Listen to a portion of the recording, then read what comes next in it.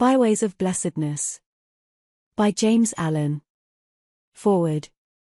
Along the highways of Burma there is placed, at regular distances away from the dust of the road, and under the cool shade of a group of trees, a small wooden building called a rest house, where the weary traveler may rest a while, and allay his thirst and assuage his hunger and fatigue by partaking of the food and water which the kindly inhabitants place there as a religious duty.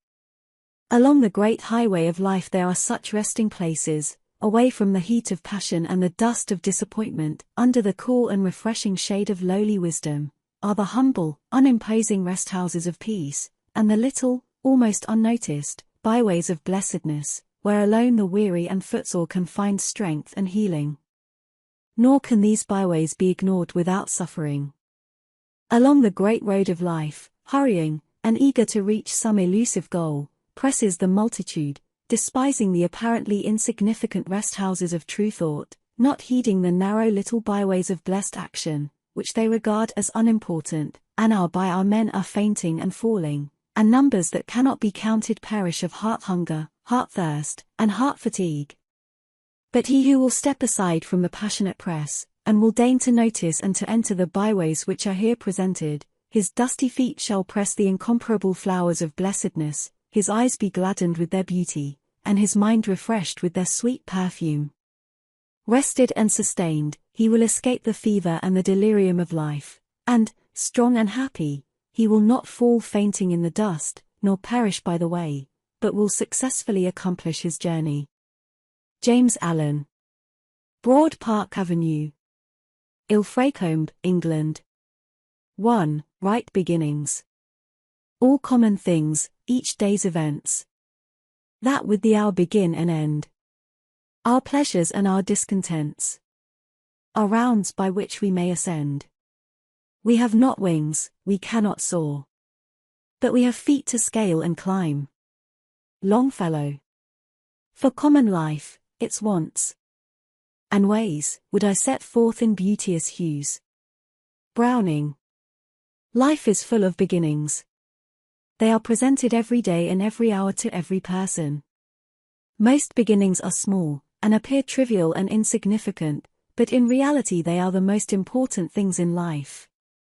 See how in the material world everything proceeds from small beginnings. The mightiest river is at first a rivulet over which the grasshopper could leap, the great flood commences with a few drops of rain, the sturdy oak, which has endured the storms of 1,000 winters, was once an acorn, and the smouldering match, carelessly dropped, may be the means of devastating a whole town by fire. Consider, also, how in the spiritual world the greatest things proceed from smallest beginnings.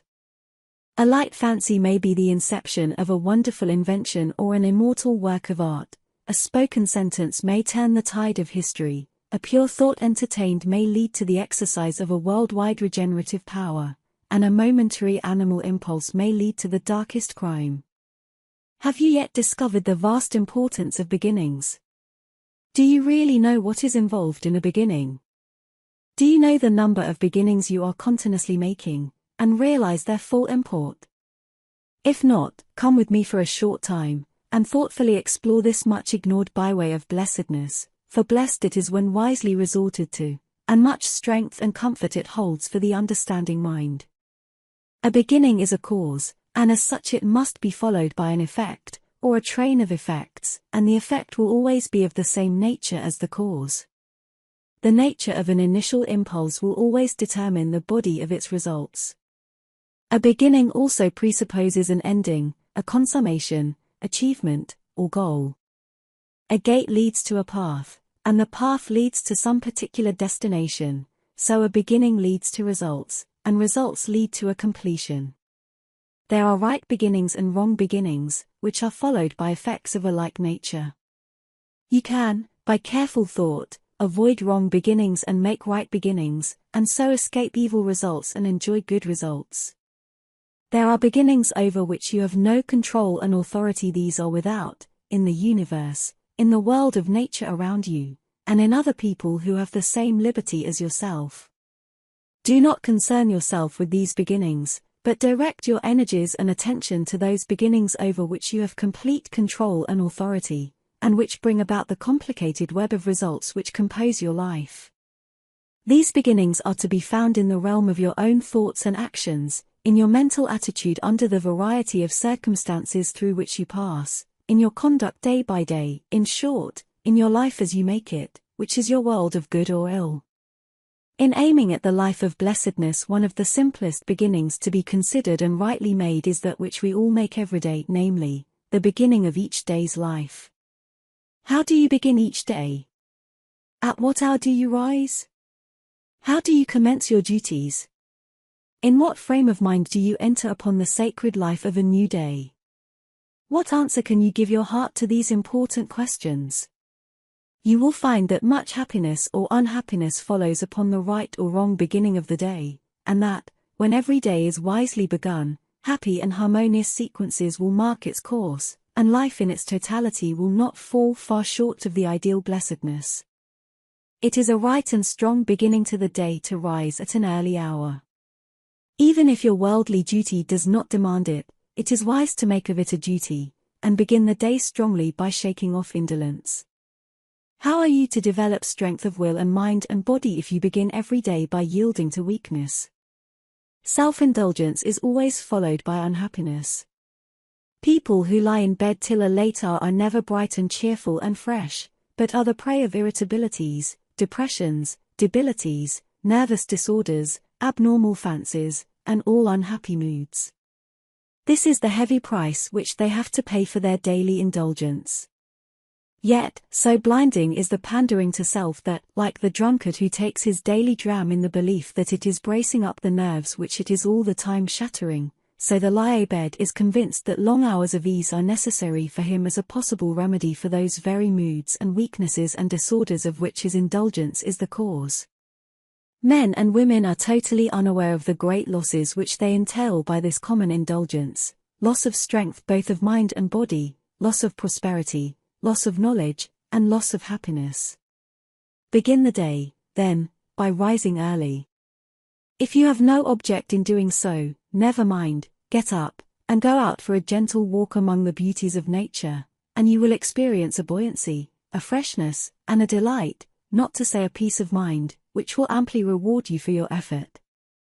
One good effort is followed by another, and when a man begins the day by rising early, even though with no other purpose in view, he will find that the silent early hour is conducive to clearness of mind and calmness of thought, and that his early morning walk is enabling him to become a consecutive thinker, and so to see life and its problems, as well as himself and his affairs, in a clearer light, and so in time he will rise early with the express purpose of preparing and harmonizing his mind to meet any and every difficulty with wisdom and calm strength.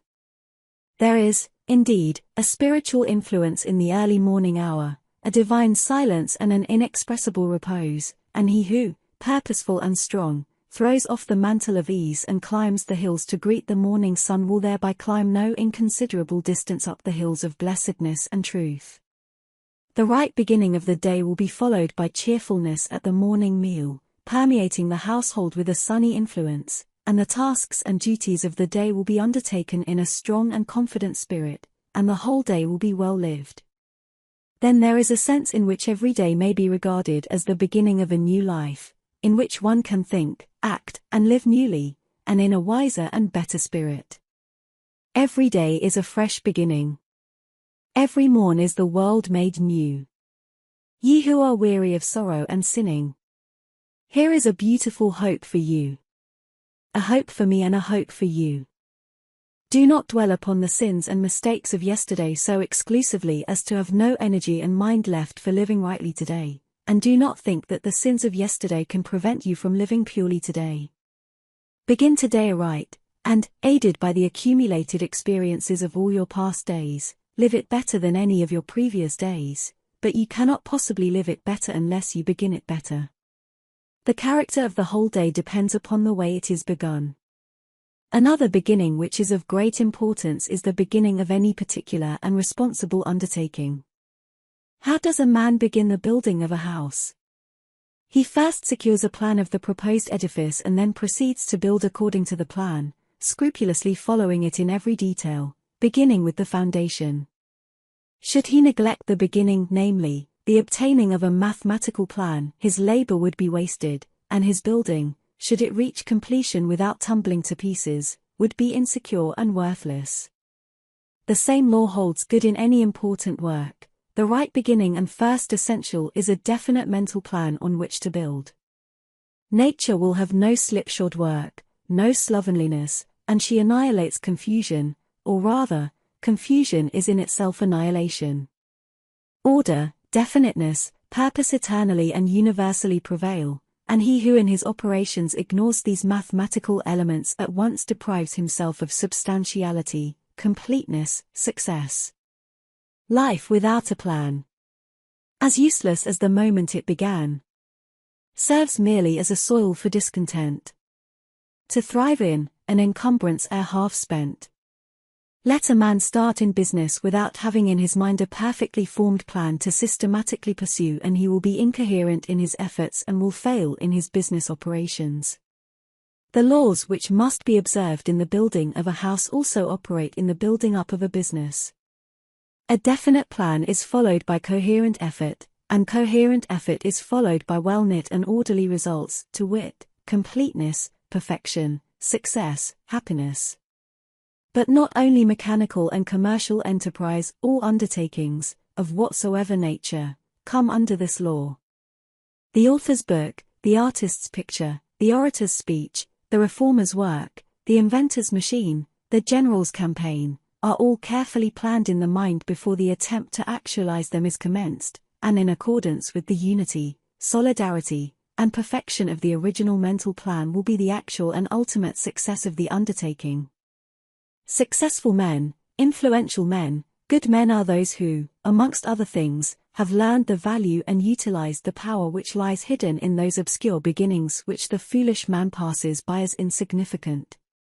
But the most important beginning of all, that upon which affliction or blessedness inevitably depends, yet is most neglected and least understood, is the inception of thought in the hidden, but causal region of the mind.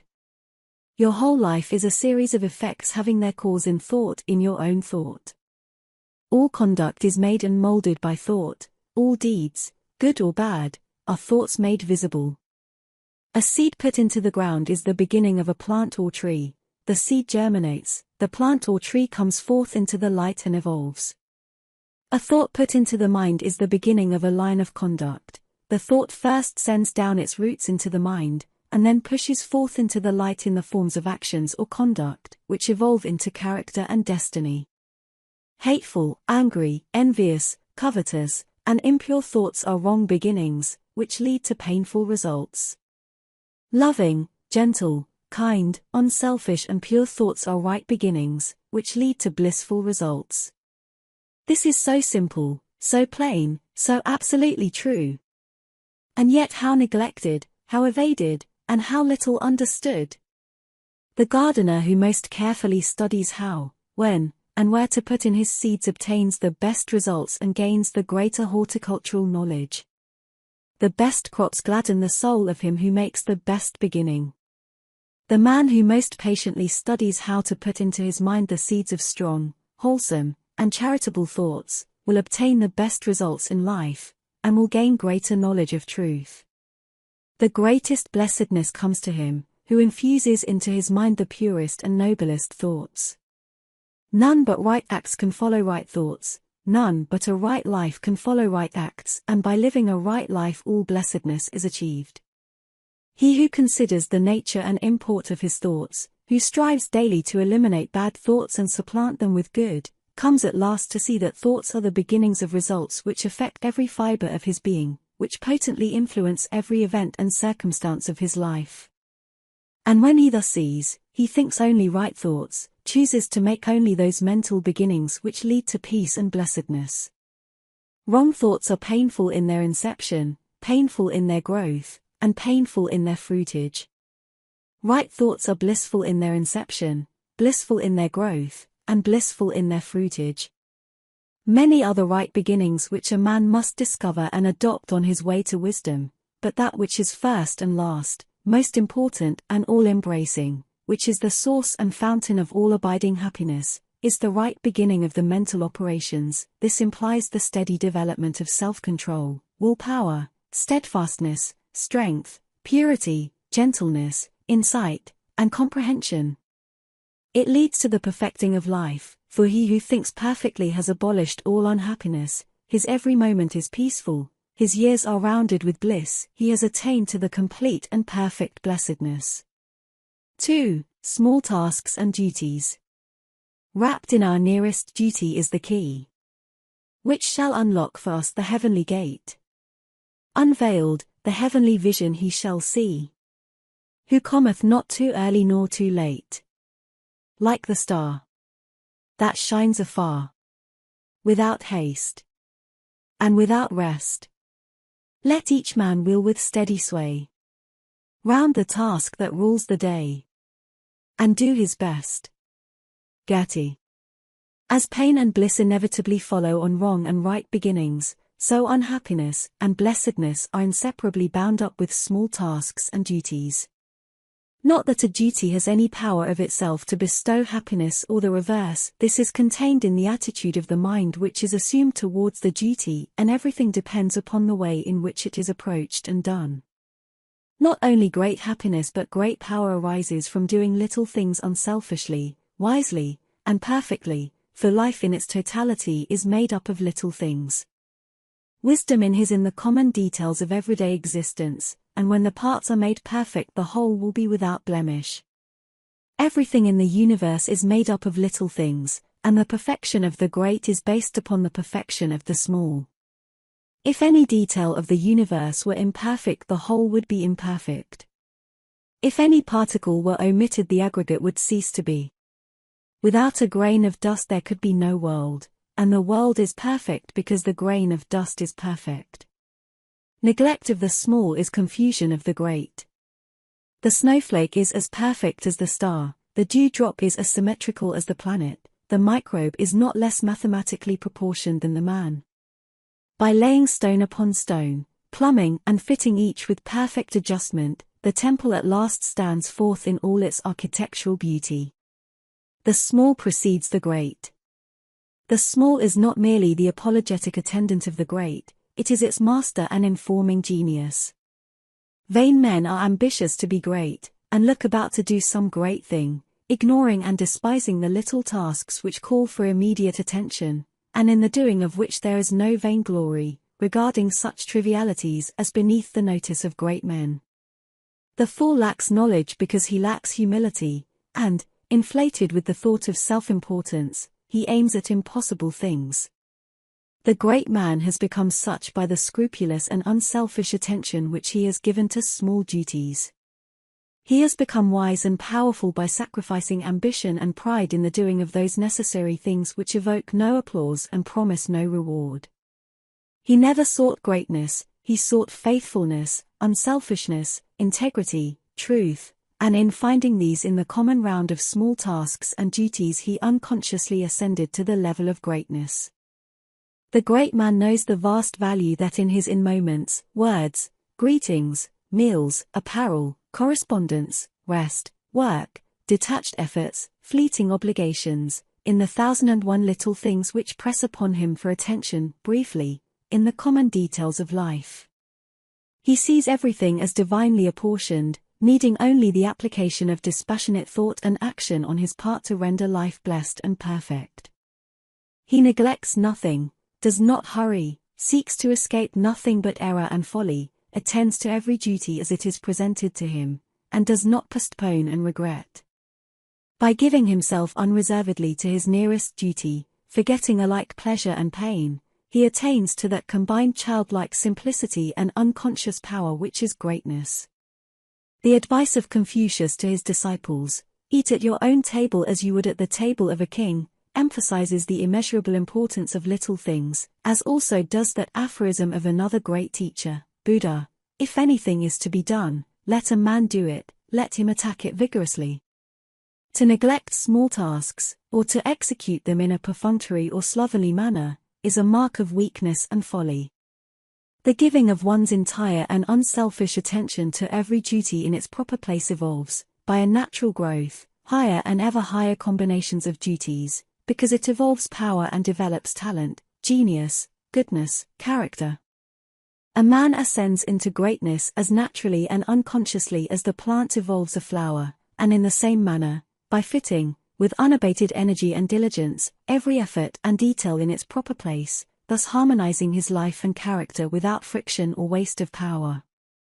Of the almost innumerable recipes for the development of willpower and concentration which are now scattered abroad, one looks almost in vain for any wholesome hint applicable to vital experience. Breathings, postures, visualizings, occult methods are practices as delusive as they are artificial and remote from all that is real and essential in life, while the true path, the path of duty, of earnest and undivided application to one's daily task along which alone willpower and concentration of thought can be wholesomely and normally developed, remains unknown, untrodden, unexplored even by the elect. All unnatural forcing and straining in order to gain power should be abandoned.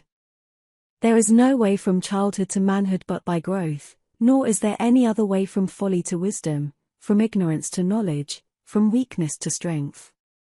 A man must learn how to grow little by little and day after day, by adding thought to thought, effort to effort, deed to deed. It is true the Farker gains some sort of power by his long persistence in postures and mortifications, but it is a power which is bought at a heavy price, and that price is an equal loss of strength in another direction. He is never a strong, useful character, but a mere fantastic specialist in some psychological trick. He is not a developed man, he is a maimed man. True willpower consists in overcoming the irritabilities, follies, rash impulses, and moral lapses which accompany the daily life of the individual, and which are apt to manifest themselves on every slight provocation, and in developing calmness, self-possession, and dispassionate action in the press and heat of worldly duties, and in the midst of the passionate and unbalanced throng. Anything short of this is not true power, and this can only be developed along the normal pathway of steady growth in executing ever more and more masterfully, unselfishly, and perfectly the daily round of legitimate tasks and pressing obligations. The master is not he whose psychological accomplishments, rounded by mystery and wonder, leave him in unguarded moments the prey of irritability, of regret, of peevishness, or other petty folly or vice, but he whose mastery is manifested in fortitude, non-resentment, steadfastness, calmness, and infinite patience. The true master is master of himself, anything other than this is not mastery but delusion.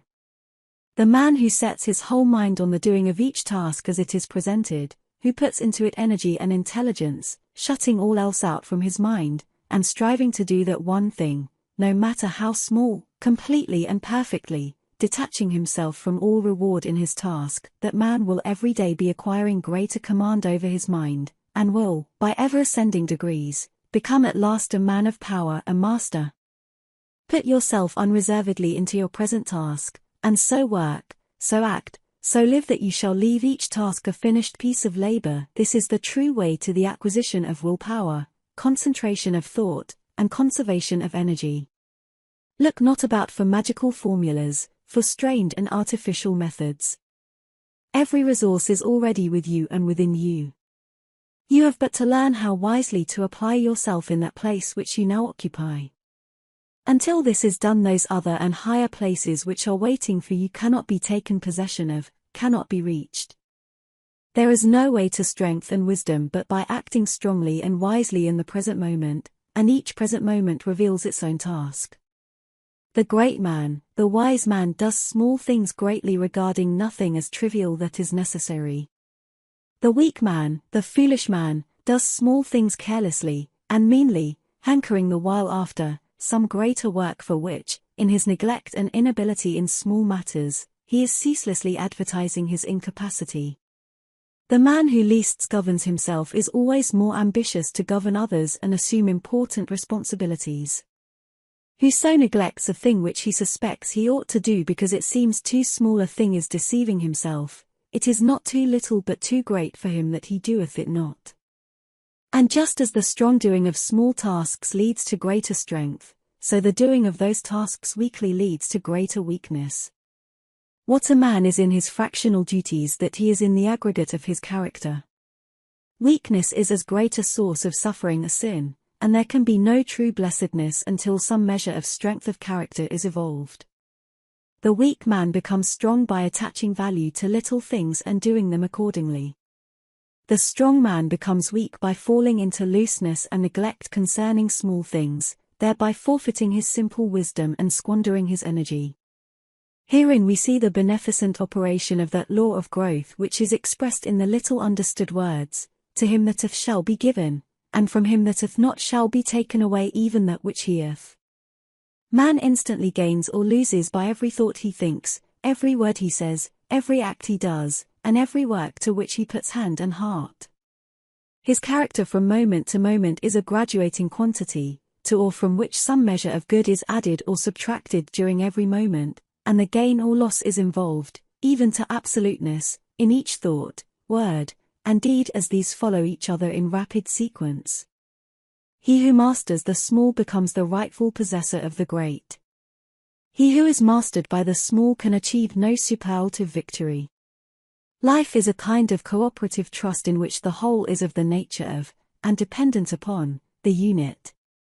A successful business, a perfect machine, a glorious temple, or a beautiful character is evolved from the perfect adjustment of a multiplicity of parts.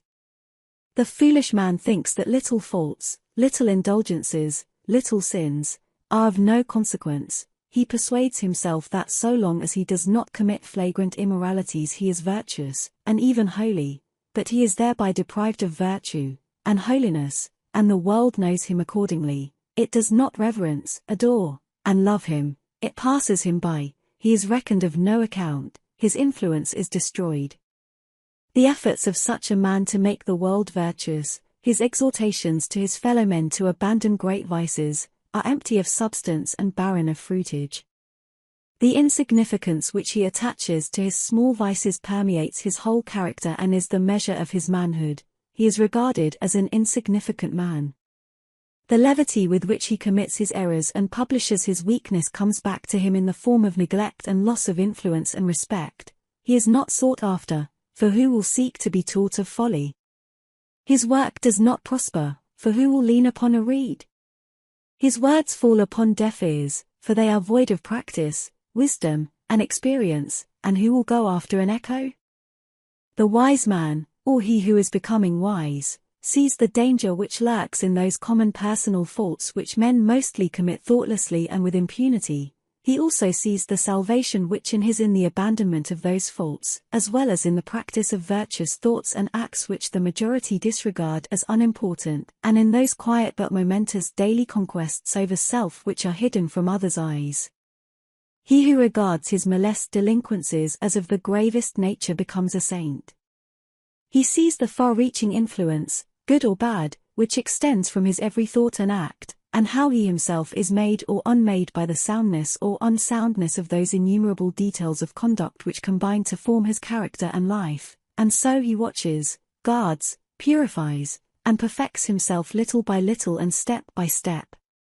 As the ocean is composed of drops, the earth of grains, and the stars of points of light, so is life composed of thoughts and acts. Without these, life would not be. Every man's life, therefore, is what his apparently detached thoughts and acts make it. Their combination is himself. As the year consists of a given number of sequential moments, so a man's character and life consists of a given number of sequential thoughts and deeds, and the finished whole will bear the impress of the parts. All sorts of things and weather must be taken in together to make up a year and a sphere. Little kindnesses, generosities, and sacrifices make up a kind and generous character. Little renunciations, endurances, and victories over self make up a strong and noble character. The truly honest man is honest in the minutest details of his life. The noble man is noble in every little thing he says and does. It is a fatal delusion with men to think that life is detached from the momentary thought and act, and not to understand that the passing thought and deed is the foundation and substance of life. When this is fully understood, all things are seen as sacred, and every act becomes religious. Truth is wrapped up in infinitesimal details. Thoroughness is genius. Possessions vanish, and opinions change. And passions hold a fluctuating seat. But, by the storms of circumstance unshaken, and subject neither to eclipse nor wane, duty exists. You do not live your life in the mass, you live it in the fragments, and from these the mass emerges. You can will to live each fragment nobly if you choose, and, this being done, there can be no particle of baseness in the finished whole. The saying "take care of the pence and the pounds will take care of themselves" is seen to be more than worldly wise when applied spiritually, for, to take care of the present, passing act, knowing that by so doing the total sum and amount of life and character will be safely preserved, is to be divinely wise. Do not long to do great and laudable things, these will do themselves if you do your present task nobly. Do not chafe at the restrictions and limitations of your present duty, but be nobly unselfish in the doing of it, putting aside discontent, listlessness, and the foolish contemplation of great deeds which lie beyond you, and lo! Already the greatness for which you sighed begins to appear. There is no weakness like peevishness. Aspire to the attainment of inward nobility, not outward glory, and begin to attain it where you now are. The axiominess and sting which you feel to be in your task are in your mind only. Alter your attitude of mind towards it, and at once the crooked path is made straight, the unhappiness is turned into joy. See that your every fleeting moment is strong, pure, and purposeful, put earnestness and unselfishness into every passing task and duty, make your every thought, word, and deed sweet and true, thus learning, by practice and experience, the inestimable value of the small things of life, you will gather, little by little, abundant and enduring blessedness. 3. Transcending difficulties and perplexities. And perplexities man who man would be must rule the empire of himself, in it must be supreme, establishing his throne on vanquished wool, quelling the anarchy of hopes and fears, being himself alone. Shelley. Have you missed in your aim? Well, the mark is still shining. Did you faint in the race? Well, take breath for the next. Ellie Wheeler Wilcox. To suggest that any degree of blessedness may be extracted from difficulties and perplexities will doubtless appear absurd to many, but truth is ever paradoxical, and the curses of the foolish are the blessings of the wise. Difficulties arise in ignorance and weakness, and they call for the attainment of knowledge and the acquisition of the strength. As understanding is acquired by right living, difficulties become fewer, and perplexities gradually fade away, like the perishable mists which they are. Your difficulty is not contained, primarily, in the situation which gave rise to it, but in the mental state with which you regard that situation and which you bring to bear upon it. That which is difficult to a child presents no difficulty to the matured mind of the man, and that which to the mind of an unintelligent man is surrounded with perplexity would afford no ground for perplexity to an intelligent man. To the untutored and undeveloped mind of the child how great, and apparently insurmountable, appear the difficulties which are involved in the learning of some simple lesson.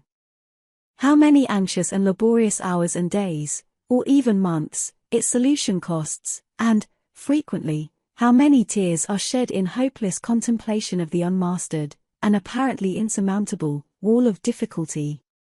Yet the difficulty is in the ignorance of the child only, and its conquest and solution is absolutely necessary for the development of intelligence and for the ultimate welfare, happiness, and usefulness of the child.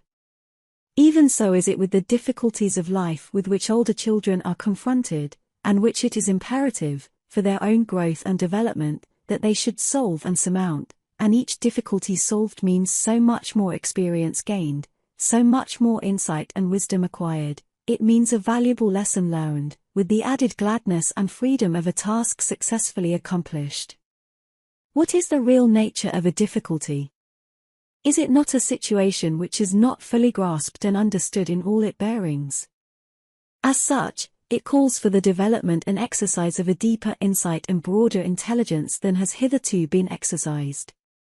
It is an urgent necessity calling forth unused energy, and demanding the expression and employment of latent power and hidden resources. It is, Therefore, a good angel, albeit disguised, a friend, a teacher, and, when calmly listened to and rightly understood, leads to larger blessedness and higher wisdom. Without difficulties there could be no progress, no unfoldment, no evolution, universal stagnation would prevail, and humanity would perish of ennui.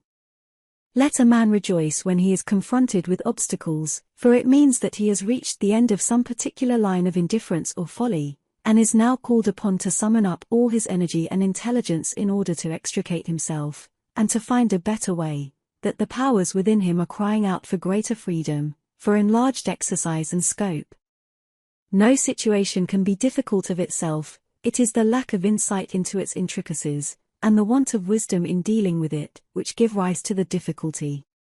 Immeasurable, therefore, is the gain of a difficulty transcended. Difficulties do not spring into existence arbitrarily and accidentally, they have their causes, and are called forth by the law of evolution itself, by the growing necessities of the man's being. Herein resides their blessedness. There are ways of conduct which end inevitably in complications and perplexities, and there are ways of conduct which lead, just as inevitably, out of troublesome complexities. Howsoever tightly a man may have bound himself round, he can always unbind himself. Into whatsoever morasses of trouble and trackless wastes of perplexity he may have ignorantly wandered, he can always find his way out again, can always recover the lost highway of uninvolved simplicity which leads, straight and clear, to the sunny city of wise and blessed action. But he will never do this by sitting down and weeping in despair, nor by complaining and worrying and aimlessly wishing he were differently situated. His dilemma calls for alertness, logical thought, and calm calculation. His position requires that he shall strongly command himself, that he shall think and search, and rouse himself to strenuous and unremitting exertion in order to regain himself. Worry and anxiety only serve to heighten the gloom and exaggerate the magnitude of the difficulty. If he will but quietly take himself to task, and retrace, in thought, the more or less intricate way by which he has come to his present position, he will soon perceive where he made mistakes, will discover those places where he took a false turn, and where a little more thoughtfulness, judgment, economy, or self-denial would have saved him. He will see how, step by step, he has involved himself, and how a riper judgment and clearer wisdom would have enabled him to take an altogether different and truer course. Having proceeded thus far, and extracted from his past conduct this priceless grain of golden wisdom, his difficulty will already have assumed less impregnable proportions, and he will then be able to bring to bear upon it the searchlight of dispassionate thought, to thoroughly anatomize it, to comprehend it in all its details, and to perceive the relation which those details bear to the motive source of action and conduct within himself. This being done, the difficulty will have ceased, for the straight way out of it will plainly appear, and the man will thus have learned, for all time, his lesson, will have gained an item of wisdom and a measure of blessedness of which he can never again be deprived. Just as there are ways of ignorance, selfishness, folly, and blindness which end in confusion and perplexity, so there are ways of knowledge, self-denial, wisdom, and insight which lead to pleasant and peaceful consummations. He who knows this will meet difficulties in a courageous spirit, and, in overcoming them, will evolve truth out of error, bliss out of pain, and peace out of perturbation. No man can be confronted with a difficulty which he has not the strength to meet and subdue. Worry is not merely useless, it is folly, for it defeats that power and intelligence which is otherwise equal to the task. Every difficulty can be overcome if rightly dealt with. Anxiety is, therefore, unnecessary. The task which cannot be overcome ceases to be a difficulty, and becomes an impossibility, and anxiety is still unnecessary, for there is only one way of dealing with an impossibility, namely, to submit to it. The inevitable is the best. Heartily no. When half gods go, the gods arrive. And just as domestic, social, and economic difficulties are born of ignorance and lead to riper knowledge, so every religious doubt, every mental perplexity, every heart-beclouding shadow, presages greater spiritual gain, is prophetic of a brighter dawn of intelligence for him on whom it falls. It is a great day in the life of a man, though at the time he knows it not, when bewildering perplexities concerning the mystery of life take possession of his mind, for it signifies that his era of dead indifference, of animal sloth, of mere vegetative happiness, has come to an end, and that henceforth he is to live as an aspiring, self-evolving being. No longer a mere human animal, he will now begin to live as a man, exerting all his mental energies to the solution of life's problems, to the answering of those haunting perplexities which are the sentinels of truth, and which stand at the gate and threshold of the temple of wisdom. He it is who, when great trials come, nor seeks nor shuns them, but doth calmly stay.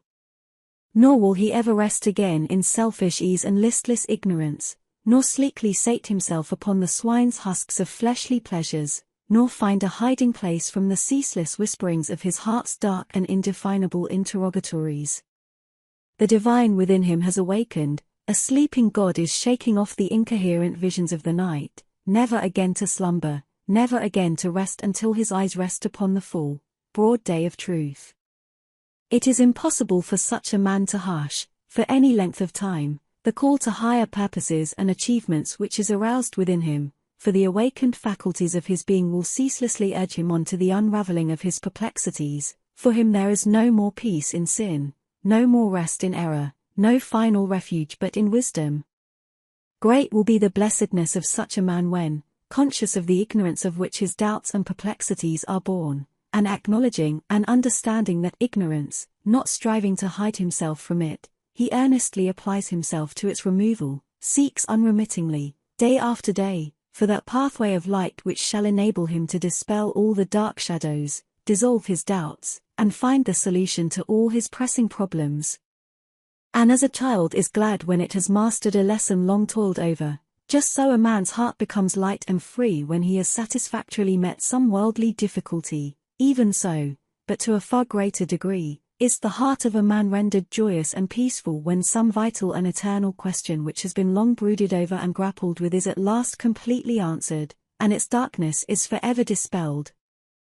Do not regard your difficulties and perplexities as portentous of ill, by so doing you will make them ill, but regard them as prophetic of good, which, indeed, they are. Do not persuade yourself that you can evade them, you cannot. Do not try to run away from them, this is impossible, for wherever you go they will still be there with you, but meet them calmly and bravely, confront them with all the dispassion and dignity which you can command, weigh up their proportions, analyze them, grasp their details, measure their strength, understand them, attack them, and finally vanquish them. Thus will you develop strength and intelligence, thus will you enter one of those byways of blessedness which are hidden from the superficial gaze. 4. Burden dropping. This to me is life. That if life be a burden, I will join. To make it but the burden of a song. Bailey. Have you heard that it was good to gain the day? I also say it is good to fall, battles are lost in the same spirit in which they are won. Walt Whitman. We hear and read much about burden bearing, but of the better way of burden dropping very little is heard or known. Yet why should you go about with an oppressive weight at your heart when you might relieve yourself of it and move amongst your fellows heart-free and cheerful? No man carries a load upon his back except to necessarily transfer something from one place to another. He does not saddle his shoulders with a perpetual burden, and then regard himself as a martyr for his pains. And why should you impose upon your mind a useless burden, and then add to its weight the miseries of self-condolence and self-pity? Why not abandon both your load and your misery, and thus add to the gladness of the world by first making yourself glad? No reason can justify, and no logic support, the ceaseless carrying of a grievous load. As in things material, a load is only undertaken as a necessary means of transference, and is never a source of sorrow. So in things spiritual a burden should only be taken up as a means towards some good and necessary end, which, when attained, the burden is put aside, and the carrying of such a burden, far from being a source of grief, would be a cause for rejoicing. We say that bodily mortifications which some religious ascetics inflict upon themselves are unnecessary and vain, and are the mental mortifications which so many people inflict upon themselves less unnecessary and vain. Where is the burden which should cause unhappiness or sorrow? It does not exist. If a thing is to be done, let it be done cheerfully, and not with inward groanings and lamentations. It is of the highest wisdom to embrace necessity as a friend and guide. It is of the greatest folly to scowl upon necessity as an enemy, and to wish or try to overcome or avoid her. We meet our own at every turn, and duties only become oppressive loads when we refuse to recognize and embrace them. He who does any necessary thing in a niggardly and complaining spirit, hunting the while after unnecessary pleasures, lashes himself with the scorpions of misery and disappointment, and imposes upon himself a double-weighted burden of weariness and unrest under which he incessantly groans. Wake thou, O self, to better things. To yonder heights uplift thy wings. Take up the psalm of life anew. Sing of the good, sing of the true. Sing of full victory or wrong. Make thou a richer, sweeter song. Out of thy doubting, care and pain. Weave thou a joyous, glad refrain. Out of thy thorns a crown weave thou of rare rejoicing. Sing thou, now. I will give my cheerful, unselfish, and undivided attention to the doing of all those things which enter into my compact with life, and, though I walk under colossal responsibilities, I shall be unconscious of any troublesome weight or grievous burden. You say a certain thing, a duty, a companionship, or a social obligation, troubles you, is burdensome, and you resign yourself to oppression with the thought, I have entered into this, and will go through with it, but it is a heavy and grievous work. But is the thing really burdensome, or is it your selfishness that is oppressing you? I tell you that that very thing which you regard as so imprisoning a restriction is the first gateway to your emancipation. That work which you regard as a perpetual curse contains for you the actual blessedness which you vainly persuade yourself lies in another and unapproachable direction. All things are mirrors in which you see yourself reflected, and the gloom which you perceive in your work is but a reflection of that mental state which you bring to it. Bring a right, an unselfish, state of heart to the thing, and lo! It is at once transformed, and becomes a means of strength and blessedness, reflecting back that which you have brought to it. If you bring a scowling face to your looking-glass, will you complain of the glass that it glowers upon you with a deformed visage, or will you put your face right, and so get back from the reflector a more pleasing countenance? If it is right and necessary that a thing should be done, then the doing of it is good, and it can only become burdensome in wishing not to do it. The selfish wish makes the thing appear evil. If it is neither right nor necessary that a thing should be done, then the doing of it in order to gain some coveted pleasure is folly, which can only lead to burdensome issues. The duty which you shirk is your reproving angel, the pleasure which you race after is your flattering enemy. Foolish man! When will you turn round and be wise? It is the beneficence of the universe that it is everywhere, and at all times, urging its creatures to wisdom as it demands coherence of its atoms. That folly and selfishness entail suffering in ever-increasing degrees of intensity is preservative and good, for agony is the enemy of apathy and the herald of wisdom.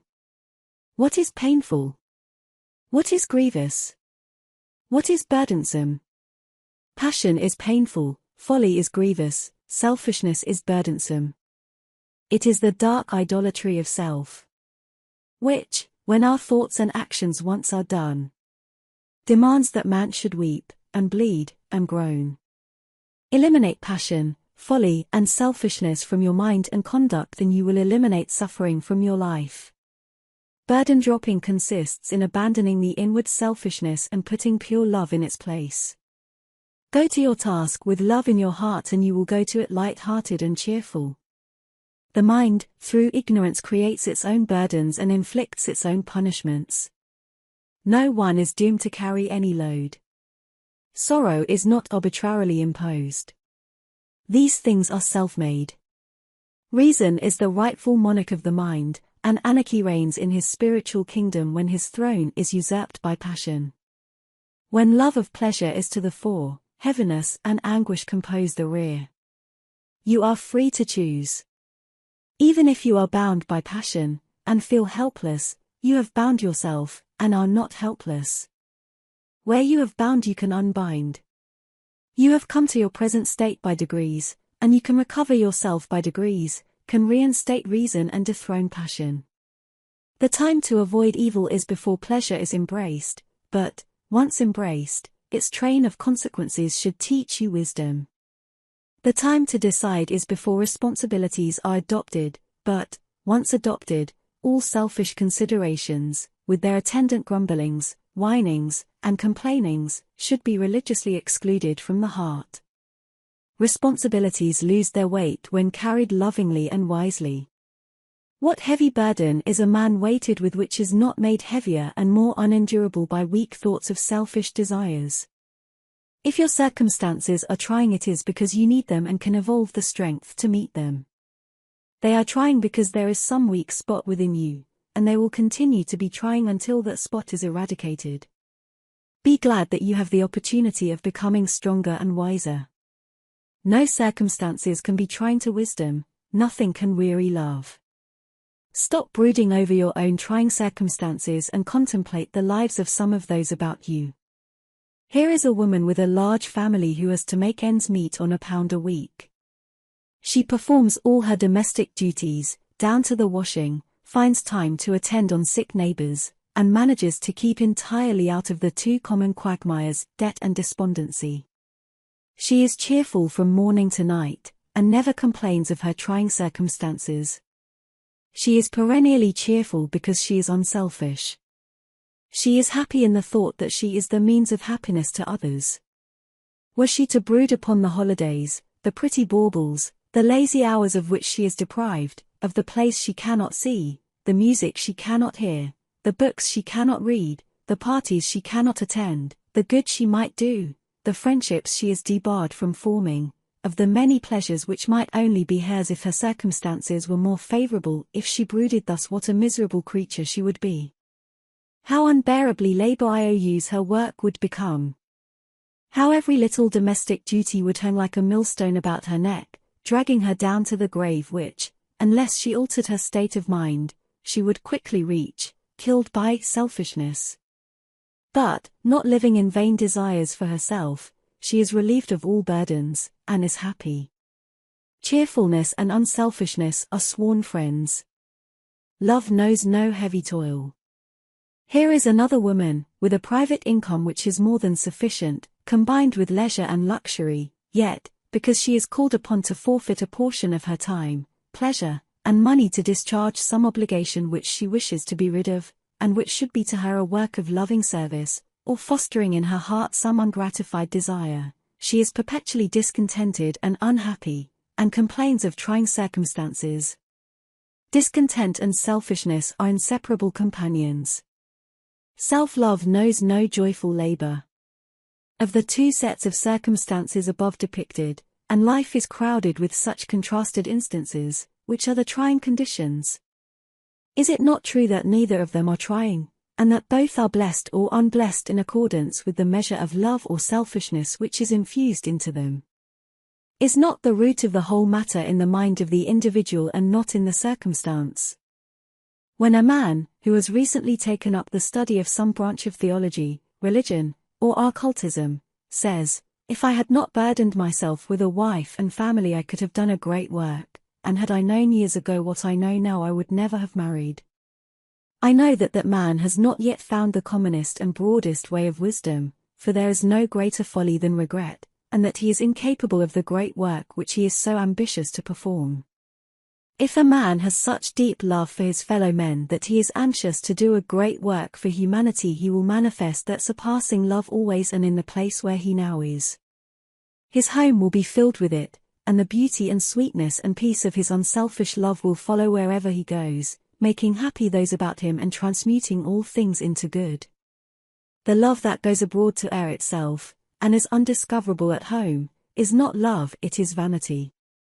Have I not seen, oh, pitiful sight, the cheerless home and neglected children of the misguided missioner and religionist? It is on such self-delusion as this that self-pity and self-martyrdom ever wait, and its self-inflicted misery is regarded by the deluded one as a holy and religious burden which he or she is called upon to bear. Only a great man can do a great work, and he will be great wherever he is, and will do his noble work under whatsoever conditions he may find himself when he has unfolded and revealed that work. Thou who art so anxious to work for humanity, to help thy fellow men, begin that work at home, help thyself, thy neighbor, thy wife, thy child. Do not be deluded, until thou doest, with utmost faithfulness, the nearer and the lesser thou canst not do the farther and greater. If a man has lived many years of his life in lust and selfish pleasure, it is in the order of things that his accumulated errors should at last weigh heavily upon him, as, until they are thus brought home to him, he will not abandon them, will not exert himself to find a better life, but whilst he regards his self-made, self-imposed burdens as holy crosses imposed upon him by the Supreme, or as marks of superior virtue, or as loads which fate, circumstances, or other people have heaped undeservedly and unjustly upon him, he is but lengthening out his folly, increasing the weight of his burdens, and multiplying his pains and sorrows. Only when such a man wakes up to the truth that his burdens are of his own making, that they are the accumulated effects of his own acts, will he cease from unmanly self-pity and find the better way of burden-dropping. Only when he opens his eyes to see that his every thought and act is another brick, another stone, built into the temple of his life, will he develop the insight which will enable him to recognize his own unstable handiwork, the unflinching manliness to acknowledge it, and the courage to build more nobly and enduringly. Painful burdens are necessary, but only so long as we lack love and wisdom. The temple of blessedness lies beyond the outer courts of suffering and humiliation, and to reach it the pilgrim must pass through the outer courts. For a time he will linger in the outer, but only so long as, through his own imperfect understanding, he mistakes it for the inner. While he pities himself and confounds suffering with holiness, he will remain in suffering, but when, casting off the last unholy rag of self-pity, he perceives that suffering is a means and not an end, that it is a state self-originated and self-propagated, then, converted and right-minded, he will rapidly pass through the outer courts, and reach the inner abode of peace. Suffering does not originate in the perfect but in the imperfect, it does not mark the complete but the incomplete, it can, therefore, be transcended. Its self-born cause can be found, investigated, comprehended, and forever removed. It is true, therefore, that we must pass through agony to rest, through loneliness to peace, but let the sufferer not forget that it is a passing through, that the agony is a gateway and not a habitation, that the loneliness is a pathway and not a destination, and that a little farther on he will come to the painless and blissful repose. Little by little is a burden accumulated, imperceptibly and by degrees is its weight increased. A thoughtless impulse, a gross self-indulgence, a blind passion yielded to and gratified again and again, an impure thought fostered, a cruel word uttered, a foolish thing done time after time, and at last the gathered weight of many follies becomes oppressive. At first, and for a time, the weight is not felt, but it is being added to day after day, and the time comes when the accumulated burden is felt in all its galling weight, when the bitter fruits of selfishness are gathered, and the heart is troubled with the weariness of life. When this period arrives, let the sufferer look to himself, let him search for the blessed way of burden dropping, finding which he will find wisdom to live better, purity to live sweeter, love to live nobler, will find, in the reversal of that conduct by which his burdens were accumulated, light-hearted nights and days, cheerful action, and unclouded joy. Come out of the world, come above it. Up over its crosses and graves. Though the green earth is fair and I love it, we must love it as masters, not slaves. Come up where the dust never rises, but only the perfume of flowers. And your life shall be glad with surprises of beautiful hours. 5. Hidden sacrifices. What needeth man of Eden past, or paradise to come, when heaven is round us and within ourselves? Lowliness is the base of every virtue. Who goes the lowest, builds, doubt not, the safest. Bailey. Truth is within ourselves, it takes no rise from outward things, whate'er you may believe. Browning. It is one of the paradoxes of truth that we gain by giving up, we lose by greedily grasping. Every gain in virtue necessitates some loss in vice, every accession of holiness means some selfish pleasure yielded up, and every forward step on the path of truth demands the forfeit of some self-assertive error.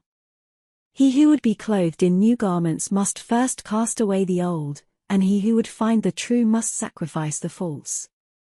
The gardener digs in the weeds in order that they may feed, with their decay, the plants which are good for food, and the tree of wisdom can only flourish on the compost of uprooted follies. Growth, gain necessitates sacrifice, loss. The true life, the blessed life, the life that is not tormented with passions and pains, is reached only through sacrifice, not necessarily the sacrifice of outward things, but the sacrifice of the inward errors and defilements, for it is these, and these only, which bring misery into life. It is not the good and true that needs to be sacrificed but the evil and false, therefore all sacrifice is ultimately gain, and there is no essential loss. Yet at first the loss seems great, and the sacrifice is painful, but this is because of the self-delusion and spiritual blindness which always accompany selfishness, and pain must always accompany the cutting away of some selfish portion of one's nature. When the drunkard resolves to sacrifice his lust for strong drink, he passes through a period of great suffering, and he feels that he is forfeiting a great pleasure, but when his victory is complete, when the lust is dead, and his mind is calm and sober, then he knows that he has gained incalculably by the giving up of his selfish animal pleasure. What he has lost was evil and false and not worth keeping, nay, its keeping entailed continual misery, but what he has gained in character, in self-control, in soberness had greater peace of mind, is good and true, and it was necessary that he should acquire it. So it is with all true sacrifice, it is at first, and until it is completed, painful, and this is why men shrink from it. They cannot see any purpose in abstaining from and overcoming selfish gratification. It seems to them like losing so much that is sweet, seems to them like courting misery, and giving up all happiness and pleasure. And this must be so, for if a man could know that by giving up his particular forms of selfishness his gain in happiness would be immeasurably greater, unselfishness, which is now so difficult of attainment, would then be rendered infinitely more difficult of achievement, for his desire for the greater gain, his selfishness, would thereby be greatly intensified. No man can become unselfish, and thereby arrive at the highest bliss, until he is willing to lose, looking for neither gain nor reward. It is this state of mind which constitutes unselfishness. A man must be willing to humbly sacrifice his selfish habits and practices because they are untrue and unworthy, and for the happiness of those about him, without expecting any reward or looking for any good to accrue to himself. Nay, he must be prepared to lose for himself, to forfeit pleasure and happiness, even life itself, if by so doing he can make the world more beautiful and happy. But does he lose? Does the miser lose when he gives up his lust for gold? Does the thief lose when he abandons stealing? Does the libertine lose when he sacrifices his unworthy pleasures? No man loses by the sacrifice of self, or some portion of self. Nevertheless, he thinks he will lose by so doing, and because he so thinks he suffers, and this is where the sacrifice comes in, this is where he gains by losing. All true sacrifice is within, it is spiritual and hidden, and is prompted by deep humility of heart. Nothing but the sacrifice of self can avail, and to this must all men come sooner or later during their spiritual evolution. But in what does this self-abnegation consist? How is it practiced? Where is it sought and found? It consists in overcoming the daily proneness to selfish thoughts and acts. It is practiced in our common intercourse with others, and it is found in the hour of tumult and temptation. There are hidden sacrifices of the heart which are infinitely blessed both to him that makes them and those for whom they are made, albeit their making costs much effort and some pain. Men are anxious to do some great thing, to perform some great sacrifice which lies beyond the necessities of their experience, while all the time, perhaps, they are neglecting the one thing needful, are blind to that sacrifice which by its very nearness is rendered imperative. Where lurks your besetting sin? Where lies your weakness? Where does temptation assail you most strongly? There shall you make your first sacrifice, and shall find thereby the way unto your peace. Perhaps it is anger or unkindness. Are you prepared to sacrifice the angry impulse and word, the unkind thought and deed? Are you prepared to silently endure abuse, attack, accusation, and unkindness, refusing to pay back these in their own coin? Nay, more, are you prepared to give in return for these dark follies kindness and loving protection? If so, then you are ready to make those hidden sacrifices which lead to beatific bliss.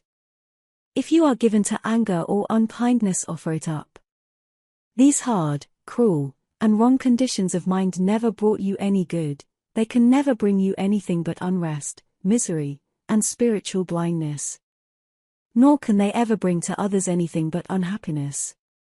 Perhaps you will say, but he was unkind to me first, he treated me unjustly. Perhaps so, but what a poor excuse is this! What an unmanly and ineffectual refuge! For if his unkindness toward you is so wrong and hurtful, yours to him must be equally so. Because another is unkind to you is no justification of your own unkindness, but is rather a call for the exercise of great kindness on your part. Can the pouring in of more water prevent a flood?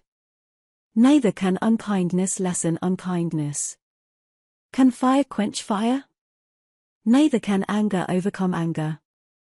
Offer up all unkindness, all anger. It takes two to make a quarrel, don't be the other one. If one is angry or unkind to you, try to find out where you have acted wrongly, and, whether you have acted wrongly or not, do not throw back the angry word or unkind act. Remain silent, self-contained, and kindly disposed, and learn, by continual effort in right doing, to have compassion upon the wrongdoer. Perhaps you are habitually impatient and irritable. Know, then, the hidden sacrifice which it is needful that you should make. Give up your impatience. Overcome it there where it is wont to assert itself. Resolve that you will yield no longer to its tyrannical sway but will conquer it and cast it out. It is not worth keeping a single hour, nor would it dominate you for another moment if you were not laboring under the delusion that the follies and perversities of others render impatience on your part necessary. Whatever others may do or say, even though they may mock and taunt you, impatience is not only unnecessary, it can never do any other than aggravate the evil which it seeks to remove. Calm, strong, and deliberate action can accomplish much, but impatience and its accompanying irritability are always indications of weakness and inefficiency. And what do they bestow upon you? Do they bestow rest, peace, happiness, or bring these to those about you? Do they not, rather, make you and those about you wretched?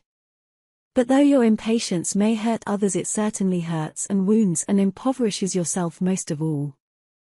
Nor can the impatient man know aught of true blessedness, for he is a continual source of trouble and unrest to himself. The calm beauty and perpetual sweetness of patience are unknown to him, and peace cannot draw near to soothe and comfort him. There is no blessedness anywhere until impatience is sacrificed, and its sacrifice means the development of endurance, the practice of forbearance, and the creation of a new and gentler habit of mind. When impatience and irritability are entirely put away, are finally offered up on the altar of unselfishness, then is realized and enjoyed the blessedness of a strong, quiet, and peaceful mind. Each hour we think of others more than self, that hour we live again. And every lowly sacrifice we make for others' good shall make life more than self, and ope the windows of thy soul to light from higher spheres. So hail thy lot with joy. Then there are little selfish indulgences, some of which appear harmless, and are commonly fostered, but no selfish indulgence can be harmless, and men and women do not know what they lose by repeatedly and habitually succumbing to effeminate and selfish gratifications. If the God in man is to rise strong and triumphant, the beast in man must perish. The pandering to the animal nature, even when it appears innocent and seems sweet, leads away from truth and blessedness. Each time you give way to the animal within you, and feed and gratify him, He waxes stronger and more rebellious, and takes firmer possession of your mind, which should be in the keeping of truth. Not until a man has sacrificed some apparently trivial indulgence does he discover what strength, what joy, what poise of character and holy influence he has all along been losing by that gratification. Not until a man sacrifices his hankering for pleasure does he enter into the fullness of abiding joy. By his personal indulgences a man demeans himself, forfeits self-respect to the extent and frequency of his indulgence, and deprives himself of exemplary influence and the power to accomplish lasting good in his work in the world. He also, by allowing himself to be led by blind desire, increases his mental blindness, and fails of that ultimate clearness of vision, that clarified percipience which pierces to the heart of things and comprehends the real and the true. Animal indulgence is alien to the perception of truth. By the sacrifice of his indulgences man rises above confusion and doubt, and arrives at the possession of insight and surety. Sacrifice your cherished and coveted indulgence, fix your mind on something higher, nobler, and more enduring than ephemeral pleasure, live superior to the craving for sense excitement, and you will live neither vainly nor uncertainly. Very far-reaching in its effect upon others, and rich with the revelations of truth for him who makes it, is the sacrifice of self-assertion, the giving up of all interference with the lives, views, or religion of other people, substituting for it an understanding love and sympathy. Self-assertion or opinionativeness is a form of egotism or selfishness most generally found in connection with intellectualism and dialectical skill. It is blindly presumptive and uncharitable, and, more often than not, is regarded as a virtue, but when once the mind has opened to perceive the way of gentleness and self-sacrificing love, then the ignorance, deformity, and painful nature of self-assertion become apparent. The victim of self-assertion, setting up his own opinions as the standard of right and the measure of judgment, regards all those as wrong whose lives and opinions run counter to his own, and, being eager to put others right, is thereby prevented from putting himself right. His attitude of mind brings about him opposition and contradiction from people who are anxious to put him right, and this wounds his vanity and makes him miserable, so that he lives in an almost continual fever of unhappy, resentful and uncharitable thoughts.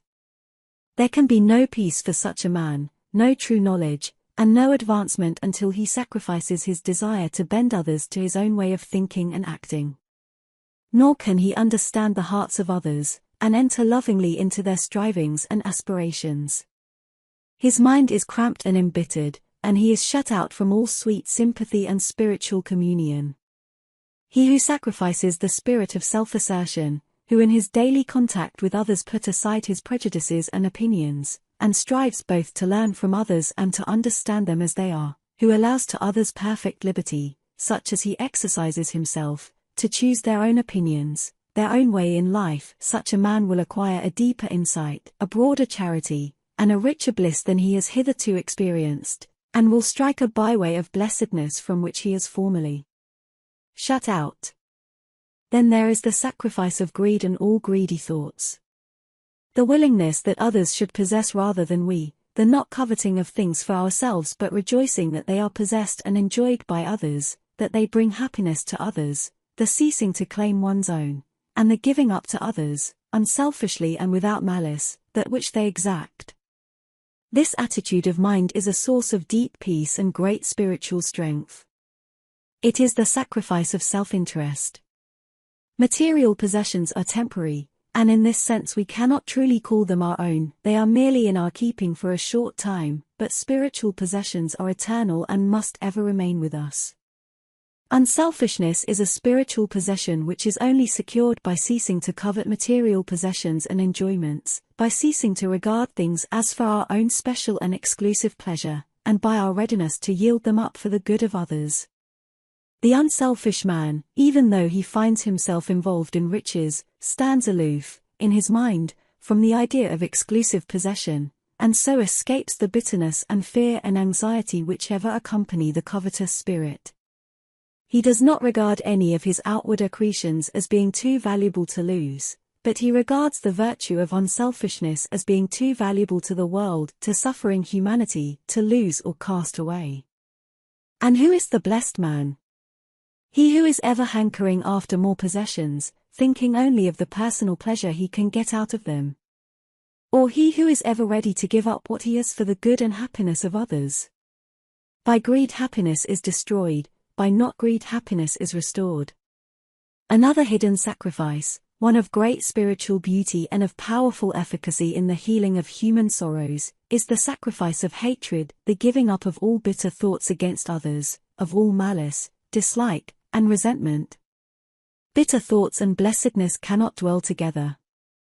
Hatred is a fierce fire that scorches up, in the heart of him who harbors it, all the sweet flowers of peace and happiness, and makes a hell of every place where it comes.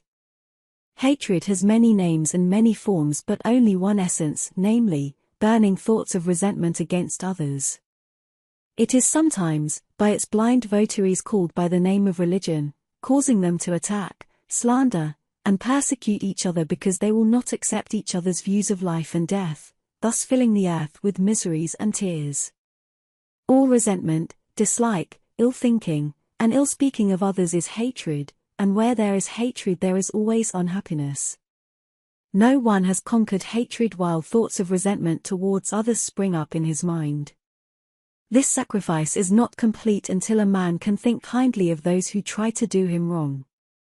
Yet it must be made before true blessedness can be realized and known. Beyond the hard, cruel, steely gates of hatred waits the divine angel of love, ready to reveal herself to him who will subdue and sacrifice his hateful thoughts, and conduct him to his peace. Whatever others may say of you, whatever they may do to you, never take offense. Do not return hatred with hatred. If another hates you, perhaps you have, consciously or unconsciously, failed somewhere in your conduct, or there may be some misunderstanding which the exercise of a little gentleness and reason may remove.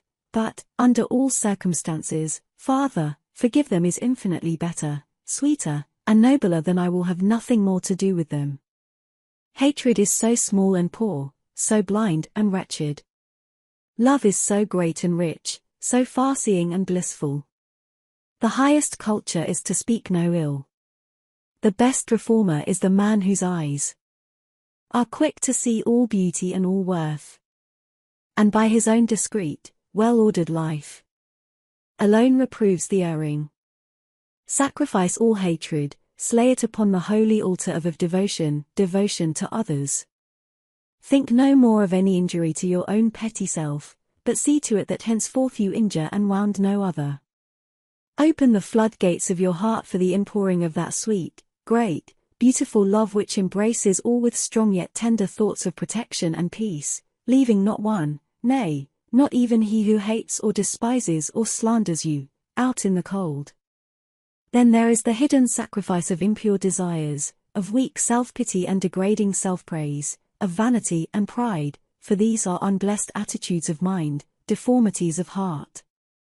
He who makes them, one by one, gradually subduing and overcoming them, will, according to the measure of his success, rise above weakness and suffering and sorrow, and will comprehend and enjoy the perfect and imperishable blessedness. Now, all these hidden sacrifices which are here mentioned are pure, humble heart offerings. They are made within, are offered up on the sacred, lonely, unseen altar of one's own heart. Not one of them can be made until the fault is first silently acknowledged and confessed. No man can sacrifice an error until he first of all confess, to himself, I am in error, when, yielding it up, he will perceive and receive the truth which his error formerly obscured.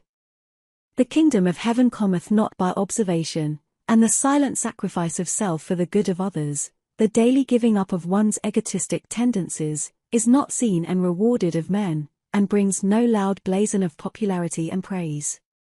It is hidden away from the eyes of all the world, nay, even from the gaze of those who are nearest to you, for no eyes of flesh can perceive its spiritual beauty. But think not that because it is unperceived it is therefore futile.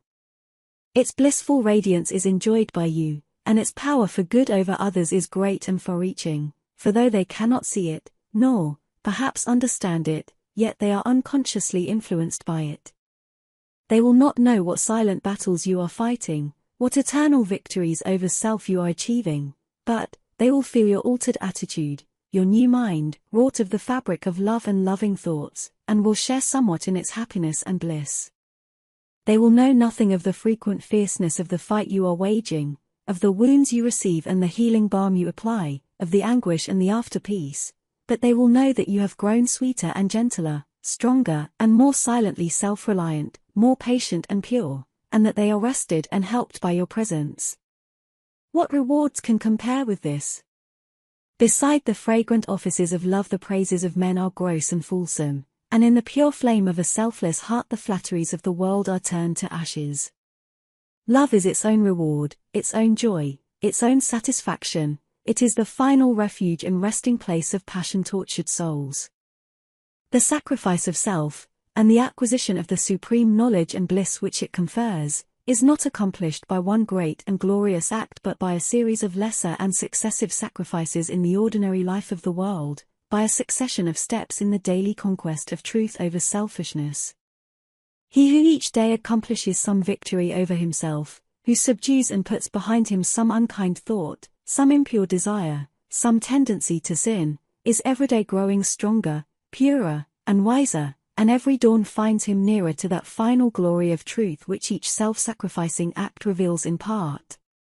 Look not outside thee nor beyond thee for the light and blessedness of truth, but look within, thou wilt find it within the narrow sphere of thy duty, even in the humble and hidden sacrifices of thine own heart. 6. Sympathy. When thy gaze turns it on thine own soul, be most severe. But when it falls upon a fellow man, let kindliness control it, and refrain from that belittling censure that springs forth from common lips like weeds from marshy soil. Ella Wheeler Wilcox. I do not ask the wounded person how he feels. I myself become the wounded person. Walt Whitman. We can only sympathize with others in so far as we have conquered ourselves. We cannot think and feel for others while we are engaged in condoling with and pitying ourselves, cannot deal tenderly and lovingly with others while we are anxious for our own preeminence or for the exclusive preservation of ourselves, our opinions, and our own generally. What is sympathy but thoughtfulness for others in the forgetfulness of self? To sympathize with others we must first understand them, and to understand them we must put away all personal preconceptions concerning them, and must see them as they are. We must enter into their inner state and become one with them, looking through their mental eyes and comprehending the range of their experience. You cannot, of course, do this with a being whose wisdom and experience are greater than your own, nor can you do it with any if you regard yourself as being on a higher plane than others, for egotism and sympathy cannot dwell together, but you can practice it with all those who are involved in sins and sufferings from which you have successfully extricated yourself, and, though your sympathy cannot embrace and overshadow the man whose greatness is beyond you, yet you can place yourself in such an attitude towards him as to receive the protection of his larger sympathy and so make for yourself an easier way out of the sins and sufferings by which you are still enchained. Prejudice and ill will are complete barriers to the giving of sympathy, while pride and vanity are total barriers to its reception.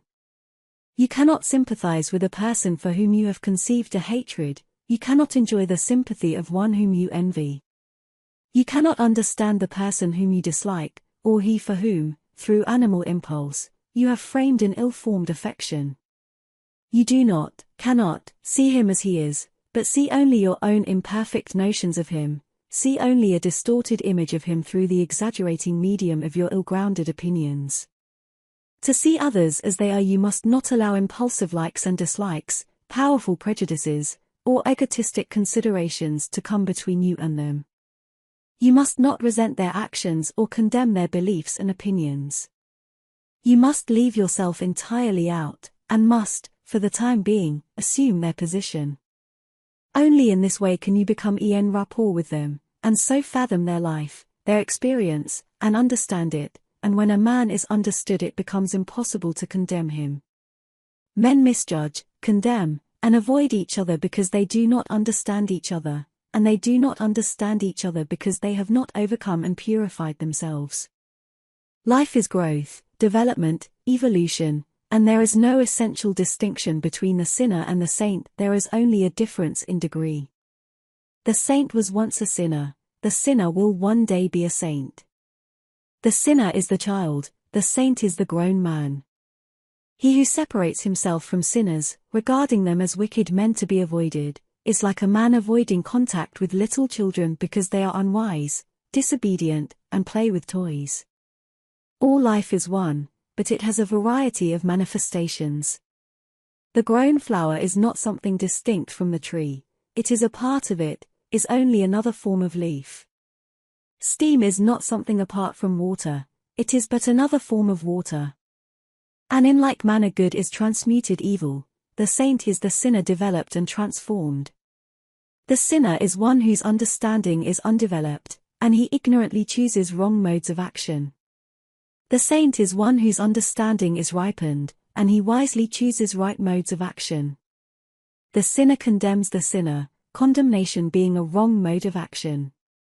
The saint never condemns the sinner, remembering that he himself formerly occupied the same place, but thinks of him with deep sympathy, regarding him in the light of a younger brother or a friend, for sympathy is a right and enlightened mode of action. The perfected saint, who gives sympathy to all, needs it of none, for he has transcended sin and suffering, and lives in the enjoyment of lasting bliss, but all who suffer need sympathy, and all who sin must suffer. When a man comes to understand that every sin, whether of thought or deed, receives its just quota of suffering, he ceases to condemn and begins to sympathize, seeing the sufferings which sin entails, and he comes to such understanding by purifying himself. As a man purges himself of passions, as he transmutes his selfish desires and puts underfoot his egotistic tendencies, he sounds the depths of all human experiences, all sins and sufferings and sorrows, all motives and thoughts and deeds, and comprehends the moral law in its perfection. Complete self-conquest is perfect knowledge, perfect sympathy, and he who views men with the stainless vision of a pure heart views them with a pitying heart, sees them as a part of himself, not as something defiled and separate and distinct, but as his very self, sinning as he has sinned, suffering as he has suffered, sorrowing as he has sorrowed, yet, withal, glad in the knowledge that they will come, as he has come, to perfect peace at last. The truly good and wise man cannot be a passionate partisan, but extends his sympathy to all, seeing no evil in others to be condemned and resisted, but seeing the sin which is pleasant to the sinner, and the after-sorrow and pain which the sinner does not see, and, when it overtakes him, does not understand. A man's sympathy extends just so far as his wisdom reaches, and no further, and a man only grows wiser as he grows tenderer and more compassionate. To narrow one's sympathy is to narrow one's heart, and so to darken and embitter one's life. To extend and broaden one's sympathy is to enlighten and gladden one's life and to make plainer to others the way of light and gladness. To sympathize with another is to receive his being into our own, to become one with him, for unselfish love indissolubly unites, and he whose sympathy reaches out to and embraces all humankind and all living creatures has realized his identity and oneness with all, and comprehends the universal love and law and wisdom. Man is shut out from heaven and peace and truth only in so far as he shuts out others from his sympathy. Where his sympathy ends, his darkness and torment and turmoils begin, for to shut others out from our love is to shut ourselves out from the blessedness of love, and to become cramped in the dark prison of self. Whoever walks a furlong without sympathy walks to his own funeral dressed in a shroud. Only when one's sympathy is unlimited is the eternal light of truth revealed, only in the love that knows no restriction is the boundless bliss enjoyed. Sympathy is bliss, in it is revealed the highest, purest blessedness. It is divine, for in its reciprocal light all thought of self is lost, and there remains only the pure joy of oneness with others, the ineffable communion of spiritual identity. Where a man ceases to sympathize, he ceases to live, ceases to see and realize and know. One cannot truly sympathize with others until all selfish considerations concerning them are put away, and he who does this and strives to see others as they are, strives to realize their particular sins, temptations, and sorrows, their beliefs, opinions, and prejudices, comes at last to see exactly where they stand in their spiritual evolution, comprehends the arc of their experience, and knows that they cannot for the present act otherwise than they do. He sees that their thoughts and acts are prompted by the extent of their knowledge, or their lack of knowledge, and that if they act blindly and foolishly it is because their knowledge and experience are immature, and they can only come to act more wisely by gradual growth into more enlightened states of mind. He also sees that though this growth can be encouraged, helped, and stimulated by the influence of a riper example, by seasonable words and well-timed instruction, it cannot be unnaturally forced. The flowers of love and wisdom must have time to grow, and the barren branches of hatred and folly cannot be all cut away at once. Such a man finds the doorway into the inner world of those with whom he comes in contact, and he opens it and enters in and dwells with them in the hidden and sacred sanctuary of their being. And he finds nothing to hate, nothing to revile, nothing to condemn in that sacred place, but something to love and tend, and, in his own heart, room only for greater pity, greater patience, greater love. He sees that he is one with them, that they are but another aspect of himself, that their natures are not different from his own, except in modification and degree, but are identical with it. If they are acting out certain sinful tendencies, he has but to look within to find the same tendencies in himself, albeit, perhaps, restrained or purified. If they are manifesting certain holy and divine qualities, he finds the same pure spirit within himself, though, perhaps, in a lesser degree of power and development. One touch of nature makes the whole world kin. The sin of one is the sin of all, the virtue of one is the virtue of all. No man can be separate from another. There is no difference of nature but only difference of condition. If a man thinks he is separated from another by virtue of his superior holiness, he is not so separated, and his darkness and delusion are very great. Humanity is one, and in the holy sanctuary of sympathy saint and sinner meet and unite. It is said of Jesus that he took upon himself the sins of the whole world, that is, he identified himself with those sins, and did not regard himself as essentially separate from sinners but as being of a like nature with them, and his realization of his oneness with all men was manifested in his life as profound sympathy with those who, for their deep sins, were avoided and cast off by others. And who is it that is in the greatest need of sympathy? Not the saint, not the enlightened seer, not the perfect man. It is the sinner, the unenlightened man, the imperfect one, and the greater the sin the greater is the need. I came not to call the righteous but sinners to repentance is the statement of one who comprehended all human needs. The righteous man does not need your sympathy, but the unrighteous, he who, by his wrongdoing, is laying up for himself long periods of suffering and woe is in need of it. The flagrantly unrighteous man is condemned, despised, and avoided by those who are living in a similar condition to himself, though for the time being, they may not be subject to his particular form of sin, for that withholding of sympathy and that mutual condemnation which are so rife is the commonest manifestation of that lack of understanding in which all sin takes its rise. While a man is involved in sin, he will condemn others who are likewise involved, and the deeper and greater his sin, the more severe will be his condemnation of others. It is only when a man begins to sorrow for his sin, and so to rise above it into the clearer light of purity and understanding, that he ceases from condemning others and learns to sympathize with them. But this ceaseless condemnation of each other by those who are involved in the fierce play of the passions must needs be, for it, one of the modes of operation of the great law which universally and eternally obtains, and the unrighteous one who falls under the condemnation of his fellows will the more rapidly reach a higher and nobler condition of heart and life if he humbly accepts the censure of others as the effect of his own sin, and resolves henceforward to refrain from all condemnation of others. The truly good and wise man condemns none, having put away all blind passion and selfishness. He lives in the calm regions of love and peace, and understands all modes of sin, with their consequent sufferings and sorrows. Enlightened and awakened, freed from all selfish bias, and seeing men as they are, his heart responds in holy sympathy with all. Should any condemn, abuse, or slander him, he throws around them the kindly protection of his sympathy, seeing the ignorance which prompts them so to act, and knowing that they alone will suffer for their wrong acts. Learn, by self-conquest and the acquisition of wisdom, to love him whom you now condemn, to sympathize with those who condemn you. Turn your eyes away from their condemnation and search your own heart, to find, perchance, some hard, unkind, or wrong thoughts which, when discovered and understood, you will condemn yourself. Much that is commonly called sympathy is personal affection. To love them who love us is human bias and inclination, but to love them who do not love us is divine sympathy. Sympathy is needed because of the prevalence of suffering, for there is no being or creature who has not suffered. Through suffering, sympathy is evolved.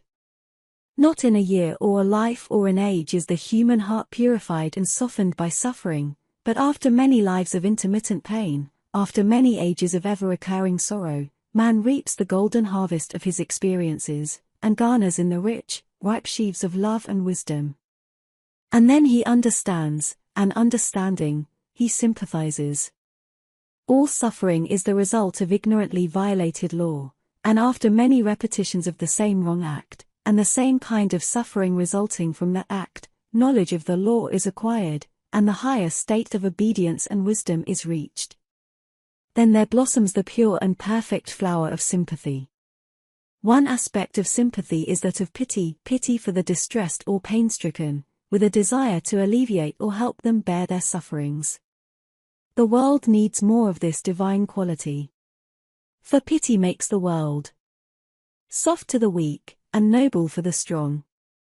But it can only be developed by eradicating all hardness and unkindness, all accusation and resentment. He who, when he sees another suffering for his sin, hardens his heart and thinks or says, "It serves him right," such a one cannot exercise pity nor apply its healing balm. Every time a man acts cruelly towards another, be it only a dumb creature, or refuses to bestow needed sympathy, he dwarfs himself, deprives himself of ineffable blessedness, and prepares himself for suffering. Another form of sympathy is that of rejoicing with those who are more successful than ourselves, as though their success were our own. Blessed indeed is he who is free from all envy and malice, and can rejoice and be glad when he hears of the good fortune of those who regard him as an enemy. The protecting of creatures weaker and more indefensible than oneself is another form in which this divine sympathy is manifested. The helpless frailty of the dumb creation calls for the exercise of the deepest sympathy. The glory of superior strength resides in its power to shield, not to destroy. Not by the callous of destruction of weaker things is life truly lived, but by their preservation. All life is linked and kin. And the lowest creature is not separated from the highest but by greater weakness, by lesser intelligence. When we pity and protect, we reveal and enlarge the divine life and joy within ourselves. When we thoughtlessly or callously inflict suffering or destroy, then our divine life becomes obscured, and its joy fades and dies. Bodies may feed bodies, and passions passions, but man's divine nature is only nurtured, sustained, and developed by kindness, love, sympathy, and all pure and unselfish acts. By bestowing sympathy on others we increase our own. Sympathy given can never be wasted. Even the meanest creature will respond to its heavenly touch, for it is the universal language which all creatures understand. I have recently heard a true story of a Dartmoor convict whose terms of incarceration in various convict stations extended to over 40 years. As a criminal he was considered one of the most callous and hopelessly abandoned, and the warders found him almost intractable. But one day he caught a mouse, a weak, terrified, hunted thing like himself, and its helpless frailty, and the similarity of its condition with his own, appealed to him, and started into flame the divine spark of sympathy which smouldered in his crime-hardened heart, and which no human touch had ever wakened into life. He kept the mouse in an old boot in his cell, fed, tended, and loved it, and in his love for the weak and helpless he forgot and lost his hatred for the strong. His heart and his hand were no longer against his fellows. He became tractable and obedient to the uttermost. The warders could not understand his change, it seemed to them little short of miraculous that this most hardened of all criminals should suddenly be transformed into the likeness of a gentle, obedient child. Even the expression of his features altered remarkably. A pleasing smile began to play around the mouth which had formerly been moved to nothing better than a cruel grin, and the implacable hardness of his eyes disappeared and gave place to a soft, deep, mellow light. The criminal was a criminal no longer. He was saved, converted, clothed, and in his right mind, restored to humaneness and to humanity, and set firmly on the pathway to divinity by pitying and caring for a defenseless creature. All this was made known to the warders shortly afterwards, when, on his discharge, he took the mouse away with him. Thus sympathy bestowed increases its store in our own hearts, and enriches and fructifies our own life. Sympathy given is blessedness received, sympathy withheld is blessedness forfeited. In the measure that a man increases and enlarges his sympathy, so much nearer does he approach the ideal life, the perfect blessedness, and when his heart has become so mellowed that no hard, bitter, or cruel thought can enter and detract from its permanent sweetness, then indeed is he richly and divinely blessed. 7. Forgiveness. If men only understood all the emptiness and acting of the sleeping and the waking, of the souls they judge so blindly, of the hearts they pierce so unkindly, they, with gentler words and feeling, would apply the balm of healing. If they only understood kindness, nobler ever than revenge. Shakespeare. The remembering of injuries is spiritual darkness, the fostering of resentment is spiritual suicide. To resort to the spirit and practice of forgiveness is the beginning of enlightenment, it is also the beginning of peace and happiness. There is no rest for him who broods over slights and injuries and wrongs, no quiet repose of mind for him who feels that he has been unjustly treated, and who schemes how best to act for the discomfiture of his enemy. How can happiness dwell in a heart that is so disturbed by ill will? Do birds resort to a burning bush wherein to build and sing? Neither can happiness inhabit in that breast that is aflame with burning thoughts of resentment. Nor can wisdom come and dwell where such folly resides. Revenge seems sweet only to the mind that is unacquainted with the spirit of forgiveness, but when the sweetness of forgiveness is tasted, then the extreme bitterness of revenge is known. Revenge seems to lead to happiness to those who are involved in the darkness of passion, but when the violence of passion is abandoned, and the mildness of forgiveness is restored to, then it is seen that revenge leads to suffering. Revenge is a virus which eats into the very vitals of the mind, and poisons the entire spiritual being. Resentment is a mental fever which burns up the wholesome energies of the mind, and taking offense is a form of moral sickness which saps the healthy flow of kindliness and goodwill, and from which men and women should seek to be delivered. The unforgiving and resentful spirit is a source of great suffering and sorrow, and he who harbors and encourages it, who does not overcome and abandon it, forfeits much blessedness, and does not obtain any measure of true enlightenment. To be hard-hearted is to suffer, is to be deprived of light and comfort, to be tender-hearted is to be serenely glad, is to receive light and be well comforted. It will seem strange to many to be told that the hard-hearted and unforgiving suffer most, yet it is profoundly true, for not only do they, by the law of attraction, draw to themselves the revengeful passions in other people, but their hardness of heart itself is a continual source of suffering. Every time a man hardens his heart against a fellow being, he inflicts upon himself 5 kinds of suffering, namely, the suffering of loss of love, the suffering of lost communion and fellowship, the suffering of a troubled and confused mind, the suffering of wounded passion or pride, and the suffering of punishment inflicted by others. Every act of unforgiveness entails upon the door of that act these 5 sufferings, whereas every act of forgiveness brings to the door 5 kinds of blessedness: the blessedness of love, the blessedness of increased communion and fellowship, the blessedness of a calm and peaceful mind, the blessedness of passions stilled and pride overcome, and the blessedness and kindness and goodwill bestowed by others. Numbers of people are today suffering the fiery torments of an unforgiving spirit, and only when they make an effort to overcome that spirit can they know what a cruel and exacting taskmaster they are serving. Only those who have abandoned the service of such a master for that of the nobler master of forgiveness can realize and know how grievous a service is the one, how sweet the other. Let a man contemplate the strife of the world, how individuals and communities, neighbors and nations, live in continual retaliations towards each other. Let him realize the heartaches, the bitter tears, the grievous partings and misunderstandings, yea, even the bloodshed and woe which spring from that strife, and, thus realizing, he will never again yield to ignoble thoughts of resentment, never again take offense at the actions of others, never again live in unforgiveness towards any being. Have goodwill to all that lives, letting unkindness die, and greed and wrath, so that your lives be made like soft airs passing by. When a man abandons retaliation for forgiveness, he passes from darkness to light.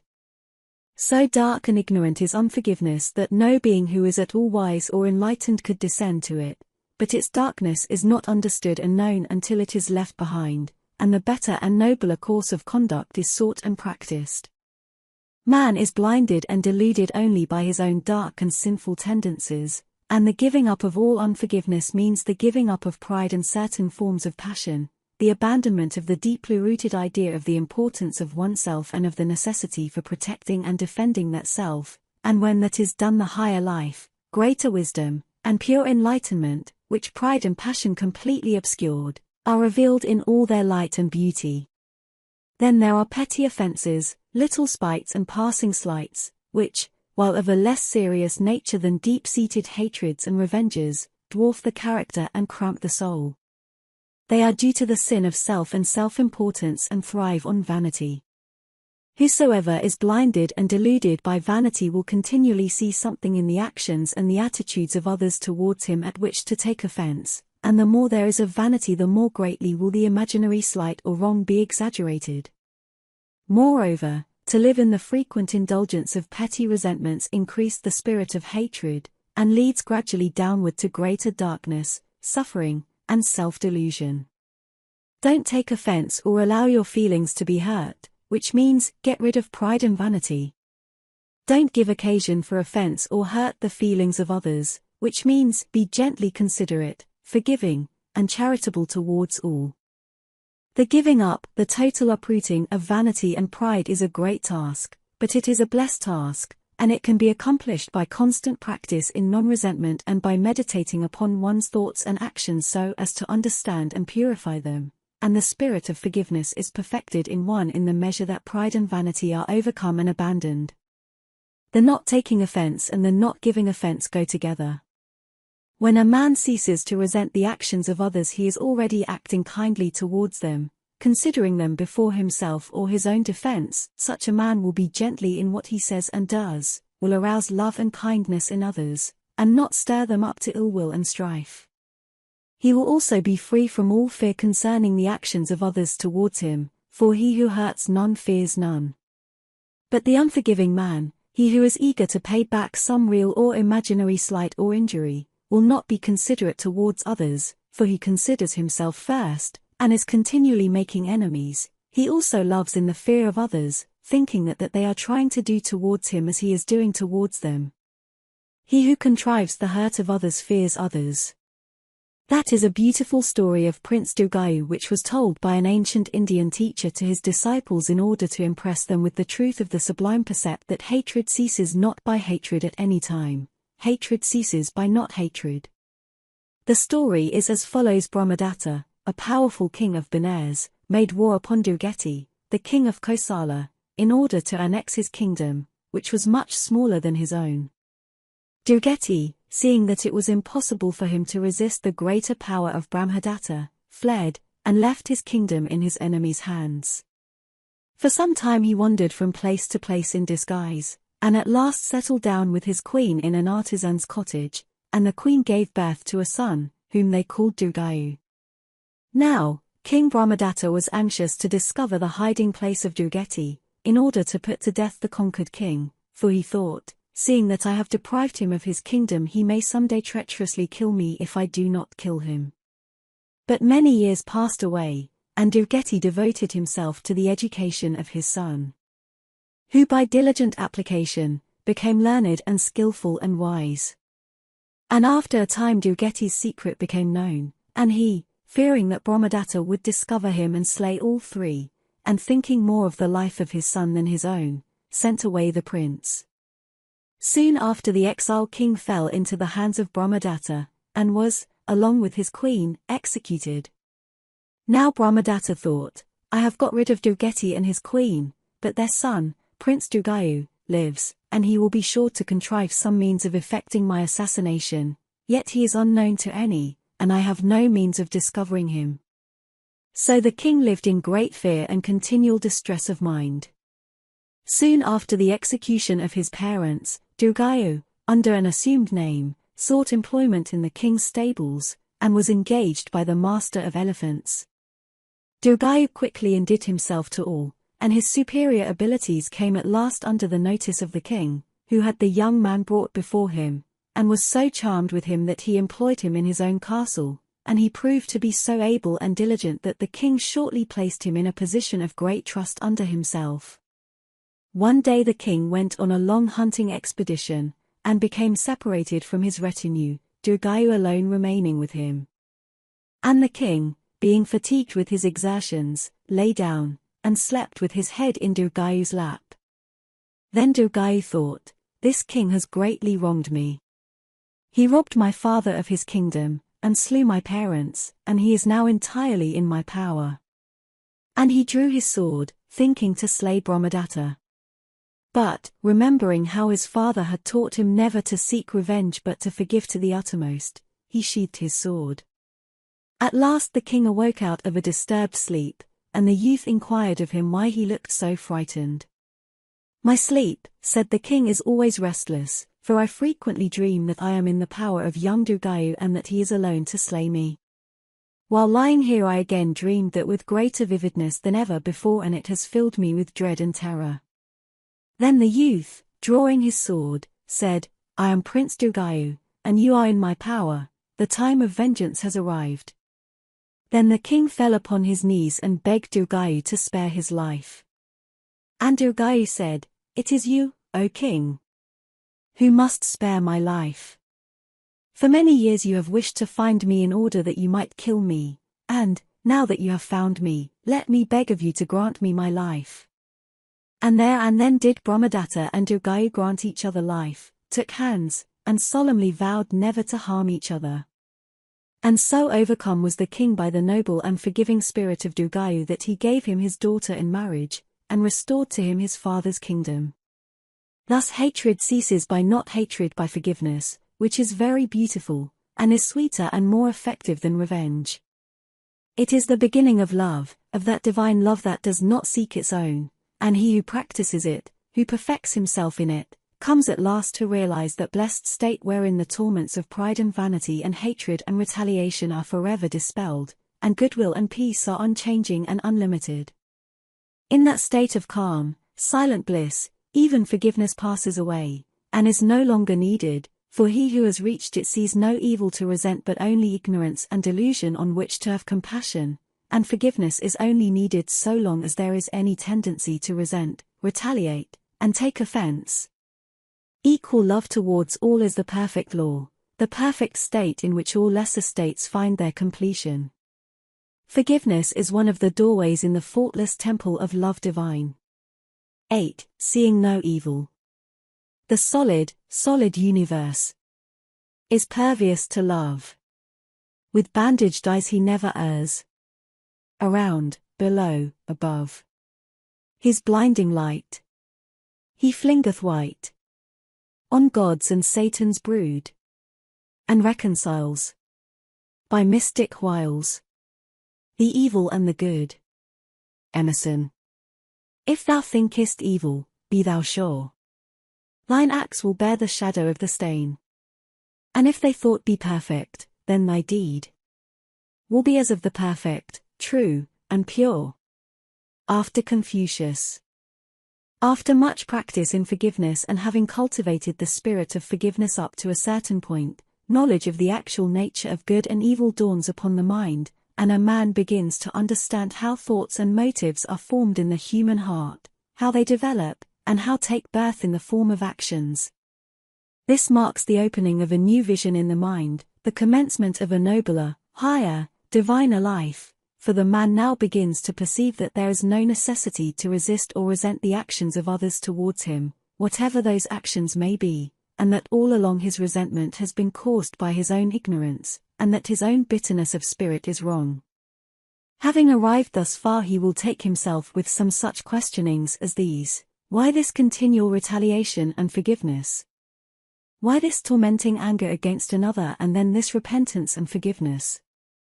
Is not forgiveness the taking back of one's anger, the giving up of one's resentment? And if anger and resentment are good and necessary, why repent of them and give them up? If it is so beautiful, so sweet, so peaceful to get rid of all feelings of bitterness and to utterly and wholly forgive, would it not be still more beautiful and sweet and peaceful never to grow bitter at all, never to know anger, never to resent as evil the action of another, but always to live in the experience of that pure, calm, blissful love which is known when an act of forgiveness is done, and all unruly passion towards another is put away? If another has done me wrong, is not my hatred towards him wrong, and can one wrong right another? Moreover, has he by his wrong really injured me, or has he injured himself? Am I not injured by my own wrong rather than by his? Why, then, do I grow angry? Why do I resent, retaliate, and engage in bitter thoughts? Is it not because my pride is piqued, or my vanity wounded, or my selfishness thwarted? Is not because my blind animal passions are aroused and allowed to subdue my better nature? Seeing that I am hurt by another person's attitude towards me because of my own pride or vanity or ungoverned and unpurified passions, would it not be better to look to the wrong in myself rather than the wrong in another, to get rid of pride and vanity and passion, and so avoid being hurt at all? By such self-questionings and their elucidation in the light of mild thoughts and dispassionate conduct, a man, gradually overcoming passion and rising out of the ignorance which gave rise to passion, will at last reach that blessed state in which he will cease to see evil in others, and will dwell in universal goodwill and love and peace. Not that he will cease to see ignorance and folly, not that he will cease to see suffering and sorrow and misery, not that he will cease to distinguish between acts that are pure and impure, right and wrong, for, having put away passion and prejudice, he will see these things in the full, clear light of knowledge, and exactly as they are. But he will cease to see anything, any evil power in another which can do him injury, which he must violently oppose and strive to crush, and against which he must guard himself. Having arrived at right understanding of evil by purging it away from his own heart, he sees that it is a thing that does not call for hatred and fear and resentment but for consideration, compassion, and love. Shakespeare, through one of his characters, says, "There is no darkness but ignorance. All evil is ignorance, is dense darkness of mind, and the removal of sin from one's mind is a coming out of darkness into spiritual light. Evil is the negation of good, just as darkness is the negation, or absence of light, and what is there in a negation to arouse anger or resentment? When night settles down upon the world, who is so foolish as to rail at the darkness? The enlightened man, likewise, does not accuse or condemn the spiritual darkness in men's hearts which is manifested in the form of sin, though by gentle reproof he may sometimes point out where the light lies. Now the ignorance to which I refer as evil, or as the source of evil, is twofold. There is wrongdoing which is committed without any knowledge of good and evil, and where there is no choice, this is unconscious wrongdoing. Then there is wrongdoing which is done in the knowledge that it ought not to be done, this is conscious wrongdoing. But both unconscious and conscious wrongdoing arise in ignorance, that is, ignorance of the real nature and painful consequences of the wrongdoing. Why does a man continue to do certain things which he feels he ought not to do? If he knows that what he is doing is wrong, where lies the ignorance? He continues to do those things because his knowledge of them is incomplete. He only knows he ought not to do them by certain precepts without and qualms of conscience within, but he does not fully and completely understand what he is doing. He knows that certain acts bring him immediate pleasure, and so, in spite of the troubled conscience which follows that pleasure, he continues to commit them. He is convinced that the pleasure is good and desirable, and therefore to be enjoyed. He does not know that pleasure and pain are one, but thinks he can have the one without the other. He has no knowledge of the law which governs human actions, and never thinks of associating his sufferings with his own wrongdoing, but believes that they are caused by the wrongdoing of others or are the mysterious dispensations of providence, and therefore not to be inquired into or understood. He is seeking happiness, and does those things which he believes will bring him most enjoyment, but he acts in entire ignorance of the hidden and inevitable consequences which attach to his actions. Said a man to me once who was the victim of a bad habit, "I know the habit is a bad one, and that it does me more harm than good." I said, "If you know that what you are doing is bad and harmful, why do you continue to do it?" And he replied, "Because it is pleasant, and I like it."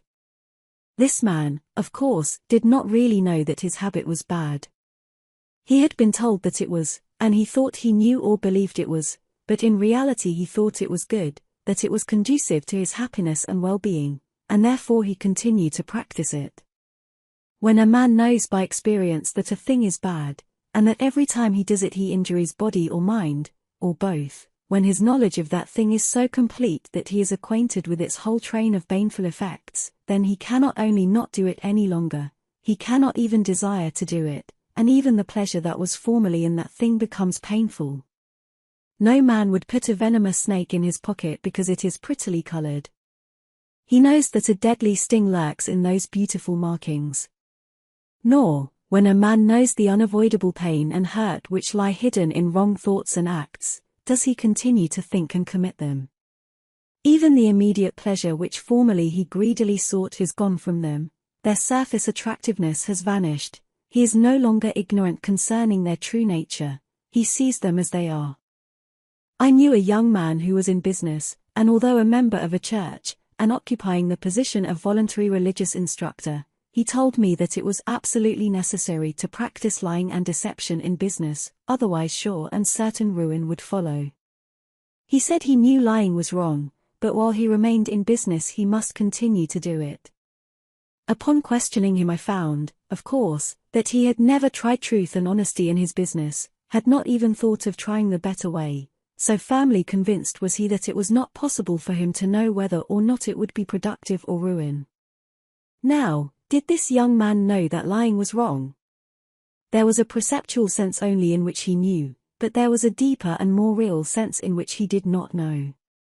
He had been taught to regard lying as wrong, and his conscience bore out that teaching, but he believed that it brought to him profit, prosperity, and happiness, and that honesty would bring him loss, poverty, and misery. In a word, he regarded lying, deep in his heart, as the right thing to do, and honesty as the wrong practice. He had no knowledge whatever of the real nature of the act of lying, how it is, on the instant of its committal, loss of character, loss of self-respect, loss of power, usefulness, and influence, and loss of blessedness, and how it unerringly leads to loss of reputation and loss of material profit and prosperity. Only when such a man begins to consider happiness of others, prefers to embrace the loss which he fears rather than clutch at the gain which he desires, will he obtain that real knowledge which lofty moral conduct alone can reveal, and then, experiencing the greater blessedness, he will see how, all along, he has been deceiving and defrauding himself rather than others, has been living in darkest ignorance and self-delusion.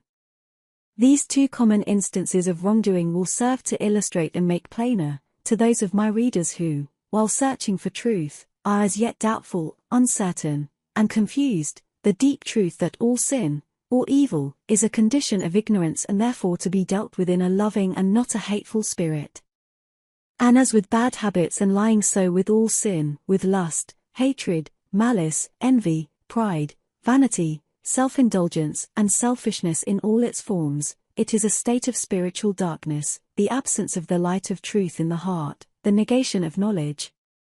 Thus when, by overcoming the wrong condition in one's own heart, the nature of evil is fully realized and mere belief gives place to living knowledge, evil can no longer be hatefully condemned and violently resisted, and the wrongdoer is thought of with tender compassion.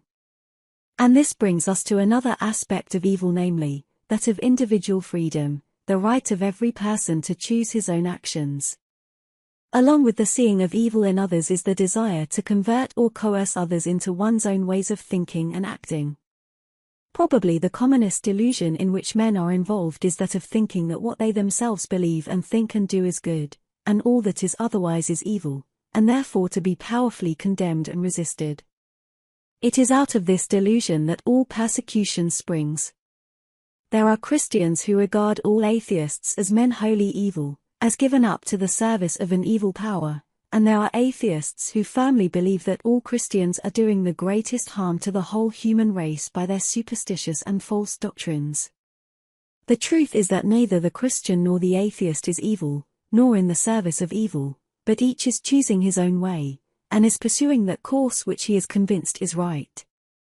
Let a man quietly contemplate the fact that numbers of followers of various religions the world over are, as they ever were, engaged in condemning each other as evil and wrong, and regarding themselves as good and right, and it will help him to realize how all evil is merely ignorance, spiritual darkness, and earnest meditation on that fact will be found to be one of the greatest aids in developing greater kindness, charity, insight and breadth of mind.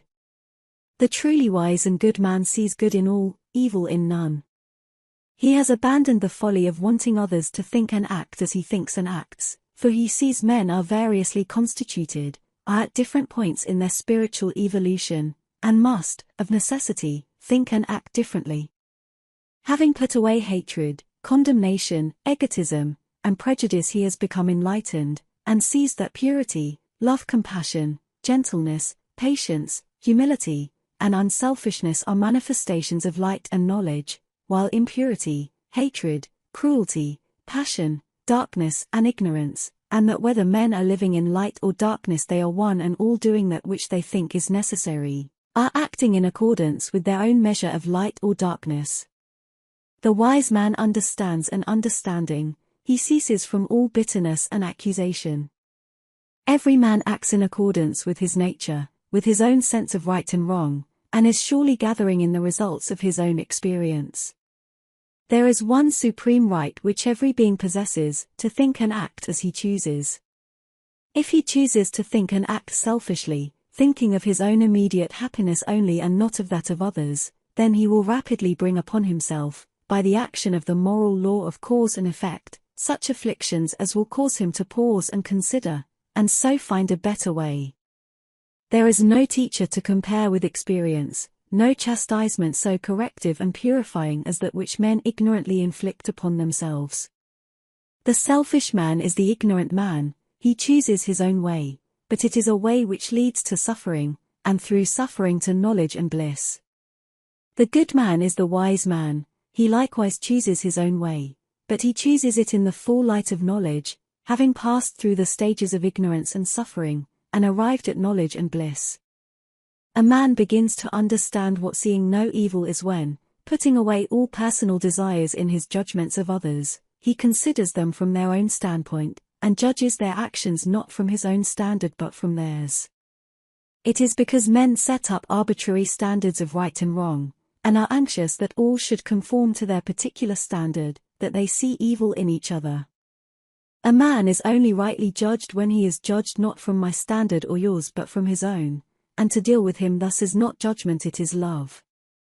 It is only when we look through the eyes of impersonal love that we become enlightened, and see others as they really are, and a man is approaching that love when he can say in his heart, "Who am I that I should judge another? Am I so pure and sinless that I arraign men and pass the judgment of evil upon them? Rather let me humble myself, and correct mine own errors, before assuming the position of supreme judge of those of other men." It was said by one of old to those who were about to stone, as evil, a woman taken in the act of committing one of the darkest sins, "He that is without sin let him cast the first stone," and though he who said it was without sin yet he took up no stone, nor passed any bitter judgment, but said, with infinite gentleness and compassion, "Neither do I condemn thee, go, and sin no more." In the pure heart there is no room left where personal judgments and hatreds can find lodgment, for it is filled to overflowing with tenderness and love, it sees no evil, and only as men succeed in seeing no evil in others will they become free from sin and sorrow and suffering. No man sees evil in himself or his own acts except the man who is becoming enlightened, and then he abandons those acts which he has come to see are wrong. Every man justifies himself in what he does, and, however evil others may regard his conduct, he himself thinks it to be good and necessary. If he did not, he would not, could not do it. The angry man always justifies his anger, the covetous man his greed, the impure man his unchastity, the liar considers that his lying is altogether necessary, the slanderer believes that, in vilifying the characters of those whom he dislikes, and warning other people against their evil natures, he is doing well. The thief is convinced that stealing is the shortest and best way to plenty, prosperity, and happiness, and even the murderer thinks that there is a ground of justification for his deed.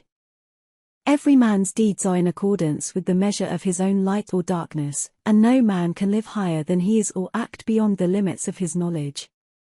Nevertheless, he can improve himself, and thereby gradually increase his light and extend the range of his knowledge. The angry man indulges in raillery and abuse because his knowledge does not extend to forbearance and patience. Not having practiced gentleness, he does not understand it, and cannot choose it, nor can he know, by its comparison with the light of gentleness, the darkness of anger. It is the same with the liar, the slanderer, and the thief. He lives in this dark condition of mind and action because he is limited to it by his immature knowledge and experience, because never having lived in the higher conditions, he has no knowledge of them, and it is, to him, as if they were non-existent. The light shineth in the darkness and the darkness comprehendeth it not. Nor can he understand even the conditions in which he is living, because, being dark, they are necessarily devoid of all knowledge. When a man driven by repeated sufferings to at last reflect upon his conduct, comes to see that his anger or lying, or whatever ignorant condition he may have been living in, is productive only of trouble and sorrow, then he abandons it, and commences to search for, and practice, the opposite and enlightened condition, and when he is firmly established in the better way, so that his knowledge of both conditions is complete, then he realizes in what great darkness he had formerly lived. This knowledge of good and evil by experience constitutes enlightenment.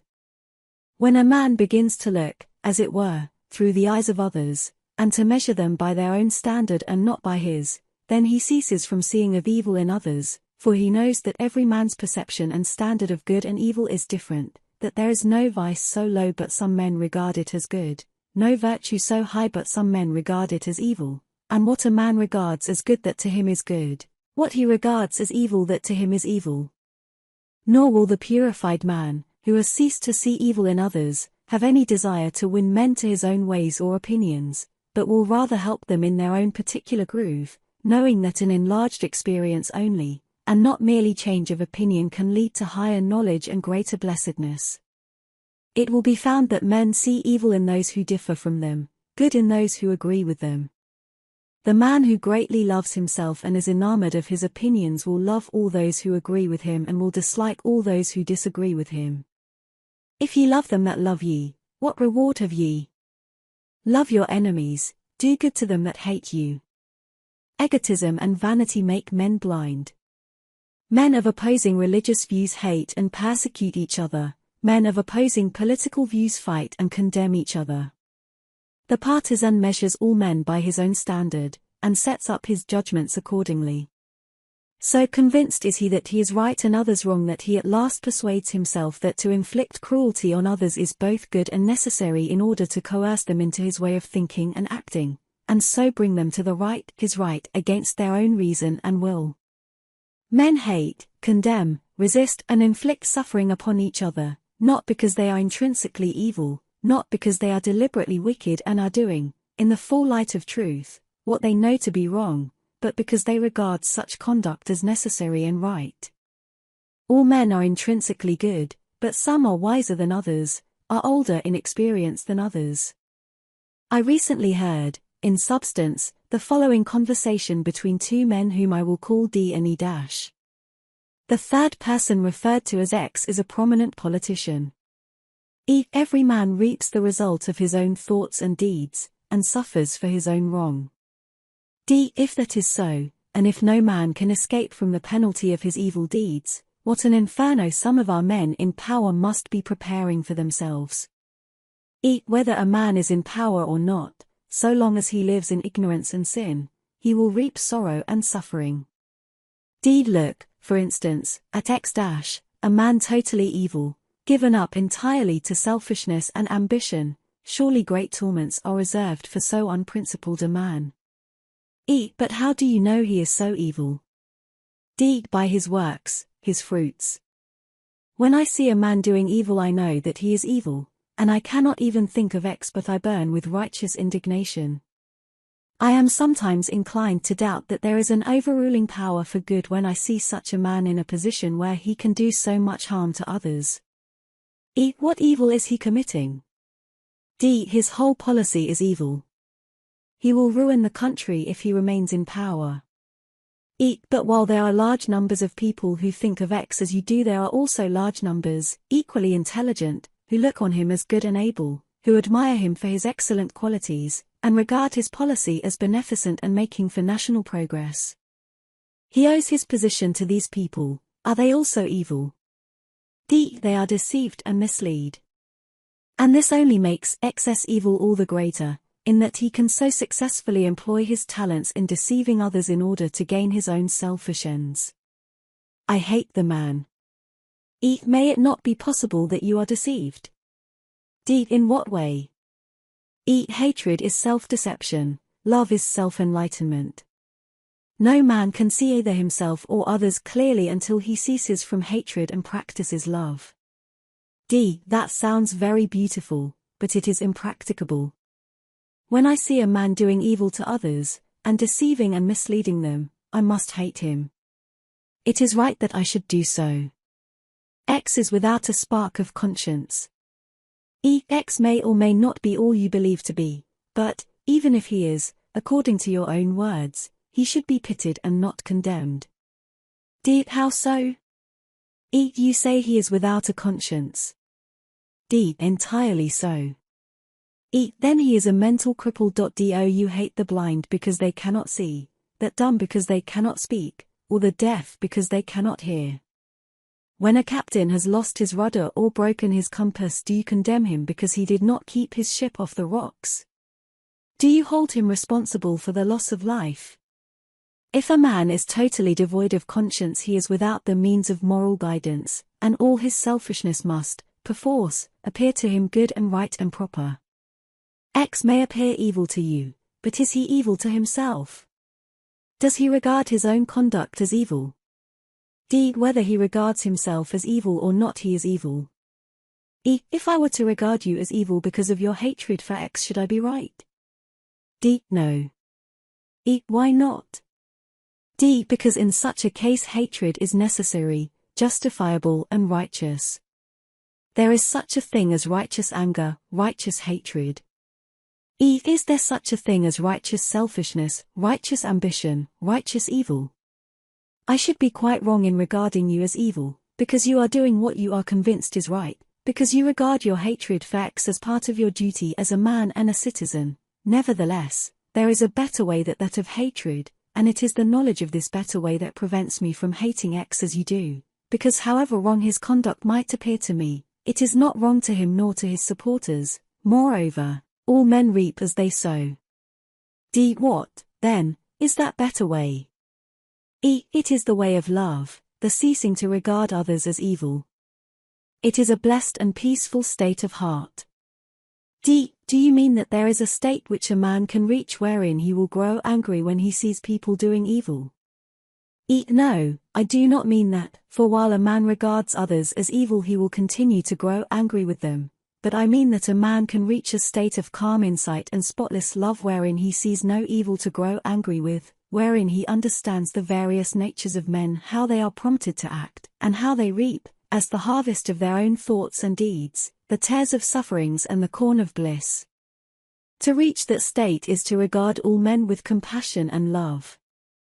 The state that you picture is a very high one. It is, no doubt, a very holy and beautiful one, but it is a state that I should be sorry to reach, and I should pray to be preserved from a state of mind where I could not hate a man like with an intense hatred. Thus by this conversation it will be seen that D regarded his hatred as good. Even so all men regard that which they do as necessary to be done. The things which men habitually practice, those things they believe in. When faith in a thing wholly ceases, it ceases to be practiced. D's individual liberty is equal to that of other men, and he has a right to hate another if he so wishes, nor will he abandon his hatred until he discovers, by the sorrow and unrest which it entails, how wrong and foolish and blind it is, and how, by its practice, he is injuring himself. A great teacher was once asked by one of his disciples to explain the distinction between good and evil, and holding his hand with the fingers pointing downward, he said, "Where is my hand pointing?" And the disciple replied, "It is pointing downward." Then, turning his hand upward, the teacher asked, "Where now is my hand pointing?" And the disciple answered, "It is pointing upward." "That," said the teacher, "is the distinction between evil and good." By this simple illustration he indicated that evil is merely wrongly directed energy, and good rightly directed energy, and that the so-called evil man becomes good by reversing his conduct. To understand the true nature of evil by living in the good is to cease to see other men as evil. Blessed is he who, turning from the evil in others, exerts himself in the purification of his own heart. He shall one day become of too pure eyes to behold evil. Knowing the nature of evil, what does it behove a man to do? It behoves him to live only in that which is good. Therefore if a man condemn me, I will not condemn him in return. If he revile me, I will give him kindness. If he slander me, I will speak of his good qualities. If he hate me, then he greatly needs, and shall receive, my love. With the impatient I will be patient, with the greedy I will be generous, and with the violent and quarrelsome I will be mild and peaceable. Seeing no evil, whom should I hate or who regard as mine enemy? Were mankind murderous or jealous upon you, my brother, my sister? I'm so sorry for you. They are not murderous or jealous upon me. All has been gentle with me, I keep no account with lamentation. What have I to do with lamentation? He who sees men as evil imagines that behind those acts which are called wicked there is a corporate and substantial evil prompting those particular sins, but he of stainless vision sees the deeds, themselves as the evil, and knows that there is no evil power, no evil soul or man behind those deeds. The substance of the universe is good, there is no substance of evil. Good alone is permanent, there is no fixed or permanent evil.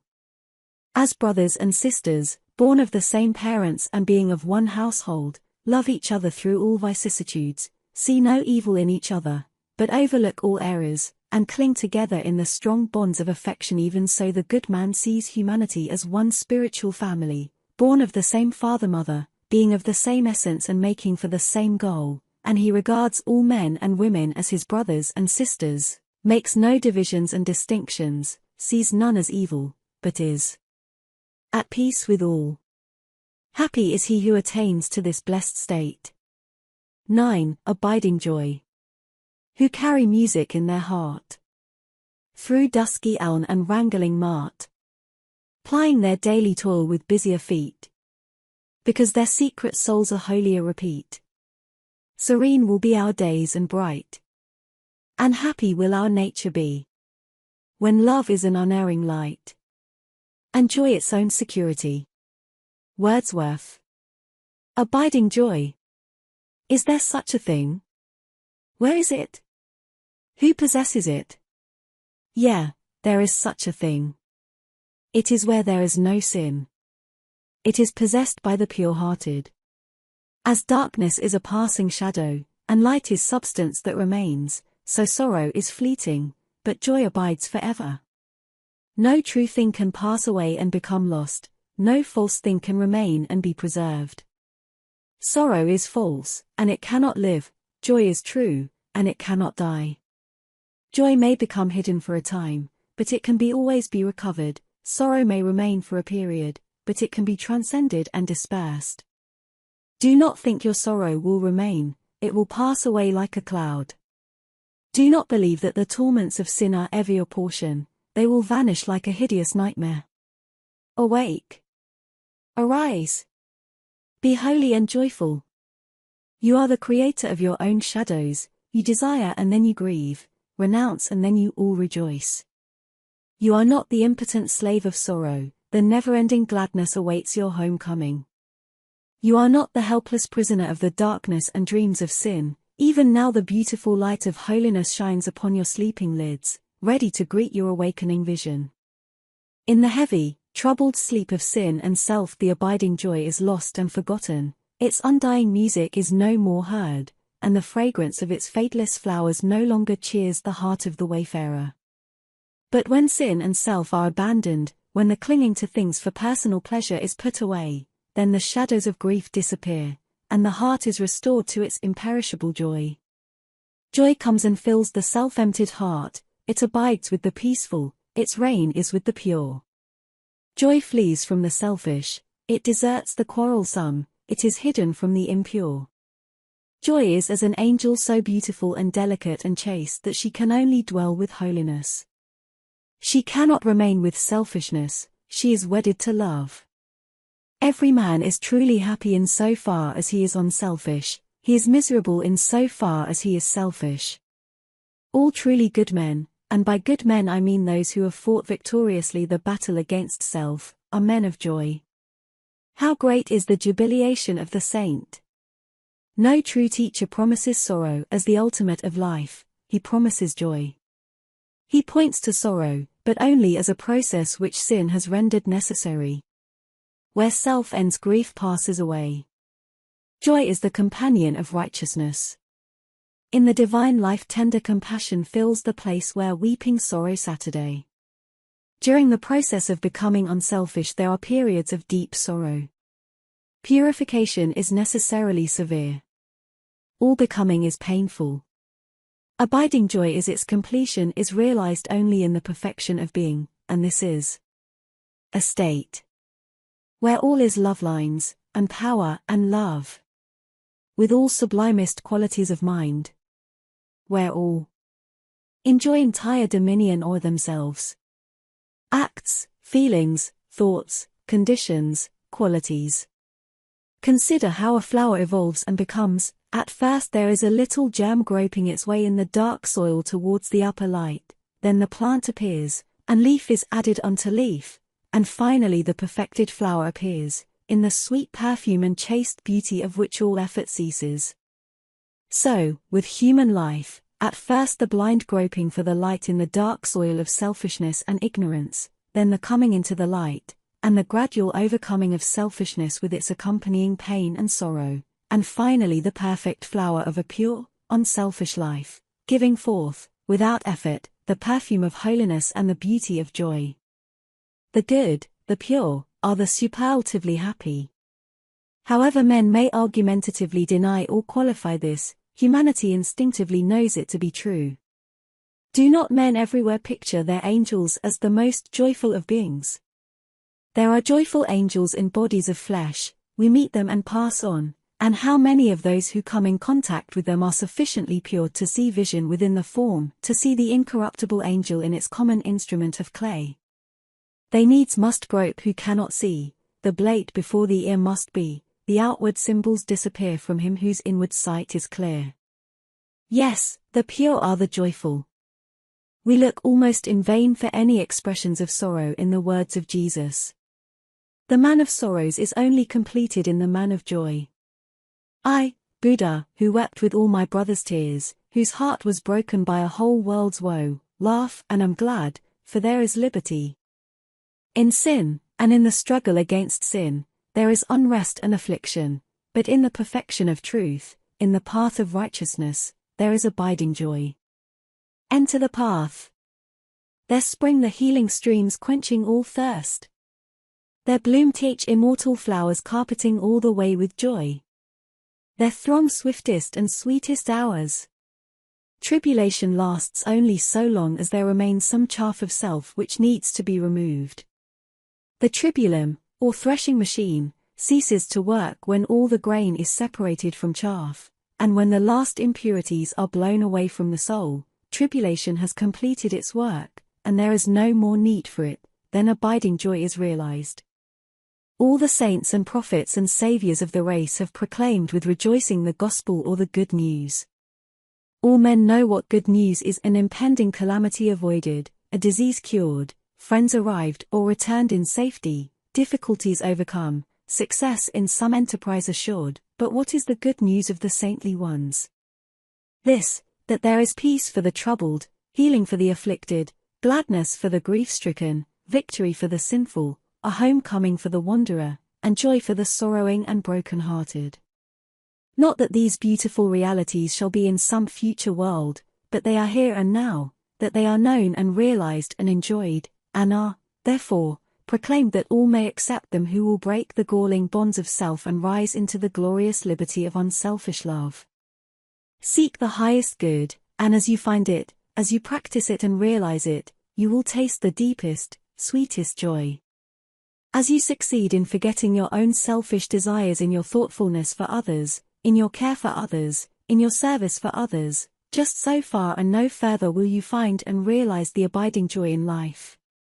Inside the gateway of unselfishness lies the Elysium of abiding joy, and whosoever will may enter in, whosoever doubts let him come and see. And knowing this, that selfishness leads to misery, unselfishness to joy, not merely for one's self alone, for if this were all, how unworthy could be our endeavors.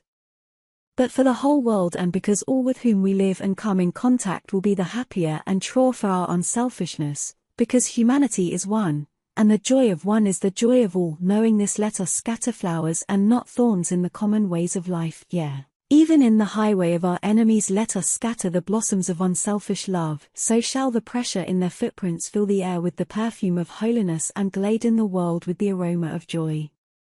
10. Silentness. Be still. The crown of life is silentness. Give thou a quiet hour to each long day. Too much of time we spend in profitless and foolish talk. Too little do we say. If thou wouldst gather words that shall avail, learning a wisdom worthy to express, leave for a while thy chat and empty tale. Study the golden speech of silentness. A.L. Salmon. Be still, my soul.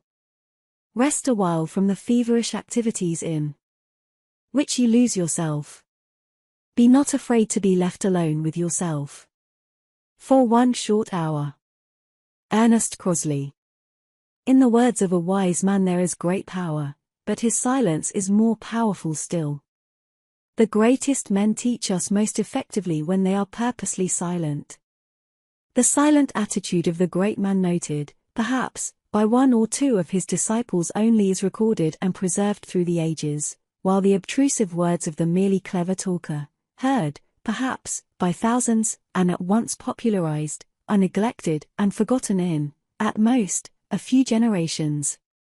The silence of Jesus, when asked by Pilate what is truth, is the impressive, the awful silence of profound wisdom. It is pregnant with humility and reproof, and perpetually rebukes that shallowness that, illustrating the truth that fools step in where angels fear to tread, would in terms of triteness parcel out the universe, or think to utter the be-all and the end-all of the mystery of things in some textual formula or theological platitude.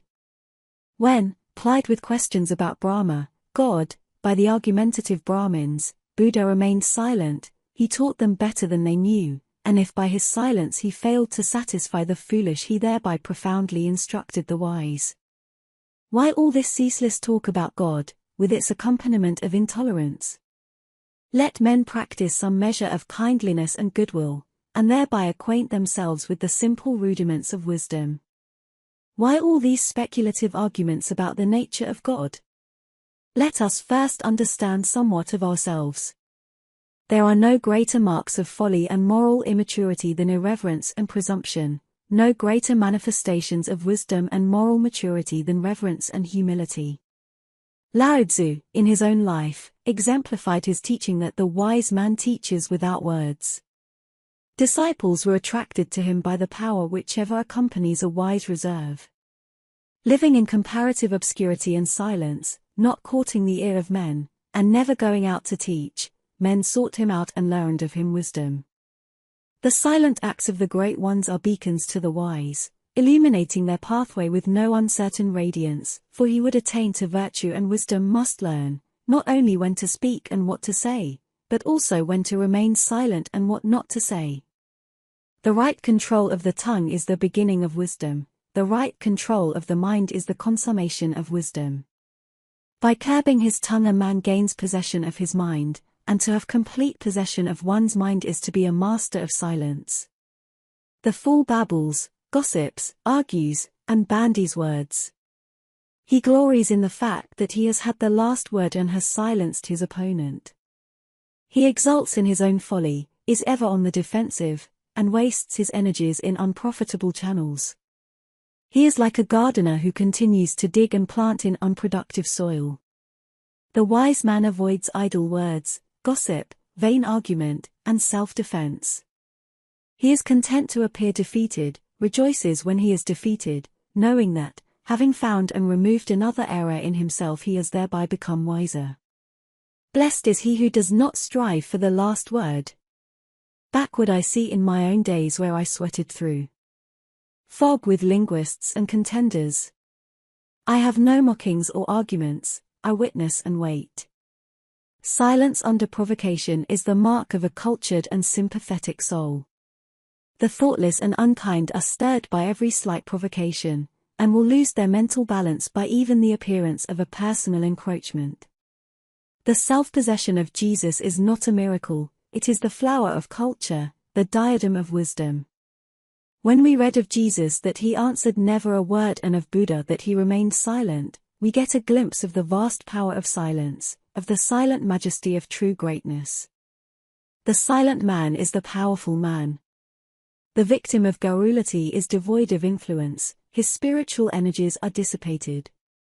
Every mechanic knows that before a force can be utilized and definitely directed it must be conserved and stored, and the wise man is a spiritual mechanic who conserves the energies of his mind, holds them in masterful abeyance, ready at any moment to direct them, with effective purpose, to the accomplishment of some necessary work. The true strength is in silentness. It is well said that the dog that barks does not bite.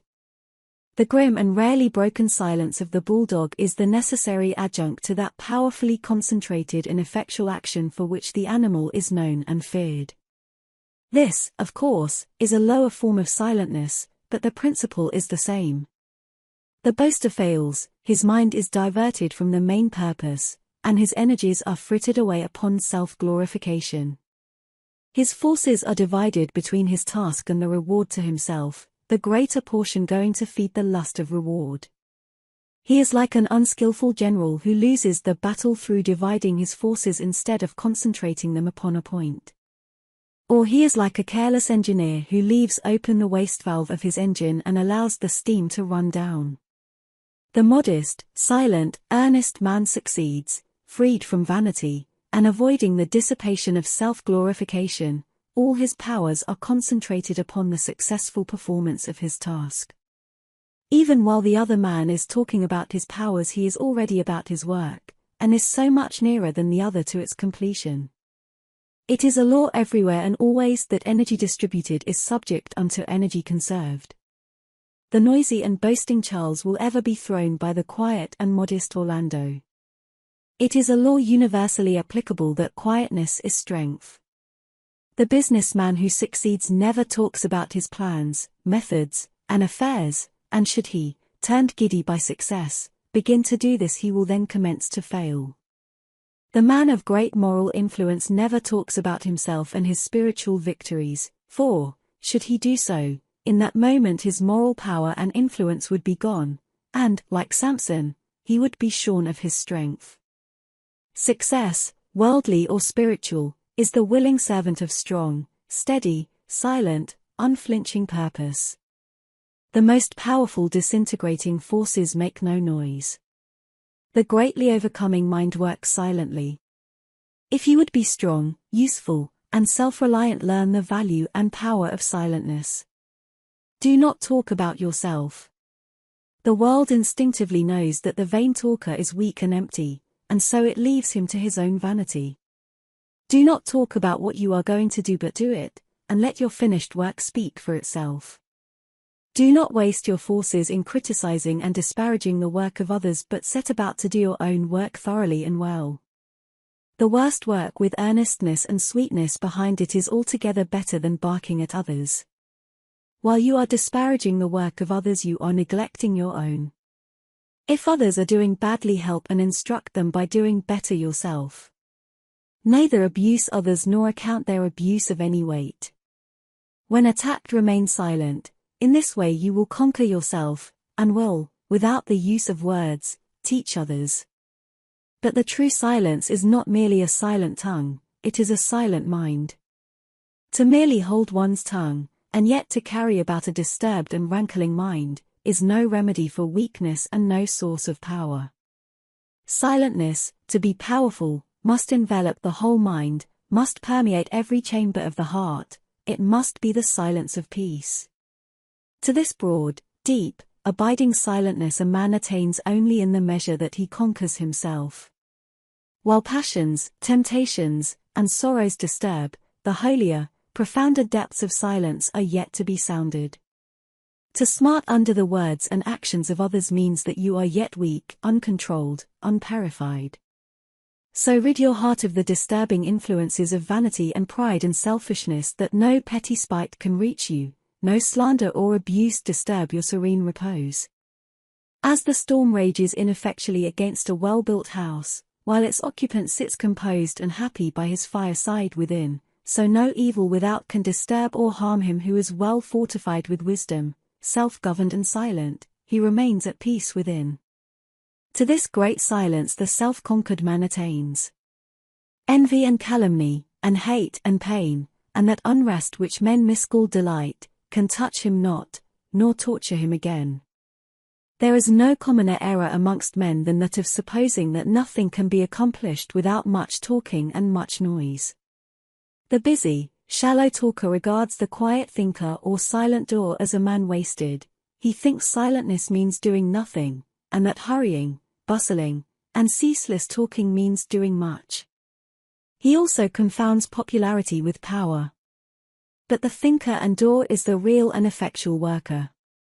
His work is at the root and core and substance of things, and as nature silently, yet with hidden and wondrous alchemy, transmutes the rude elements of earth and air into tender leaves, beautiful flowers, delectable fruits, yet into a myriad forms of beauty, even so does the silent purposeful worker transform the ways of men and the face of the world by the might and magic of his silently directed energy.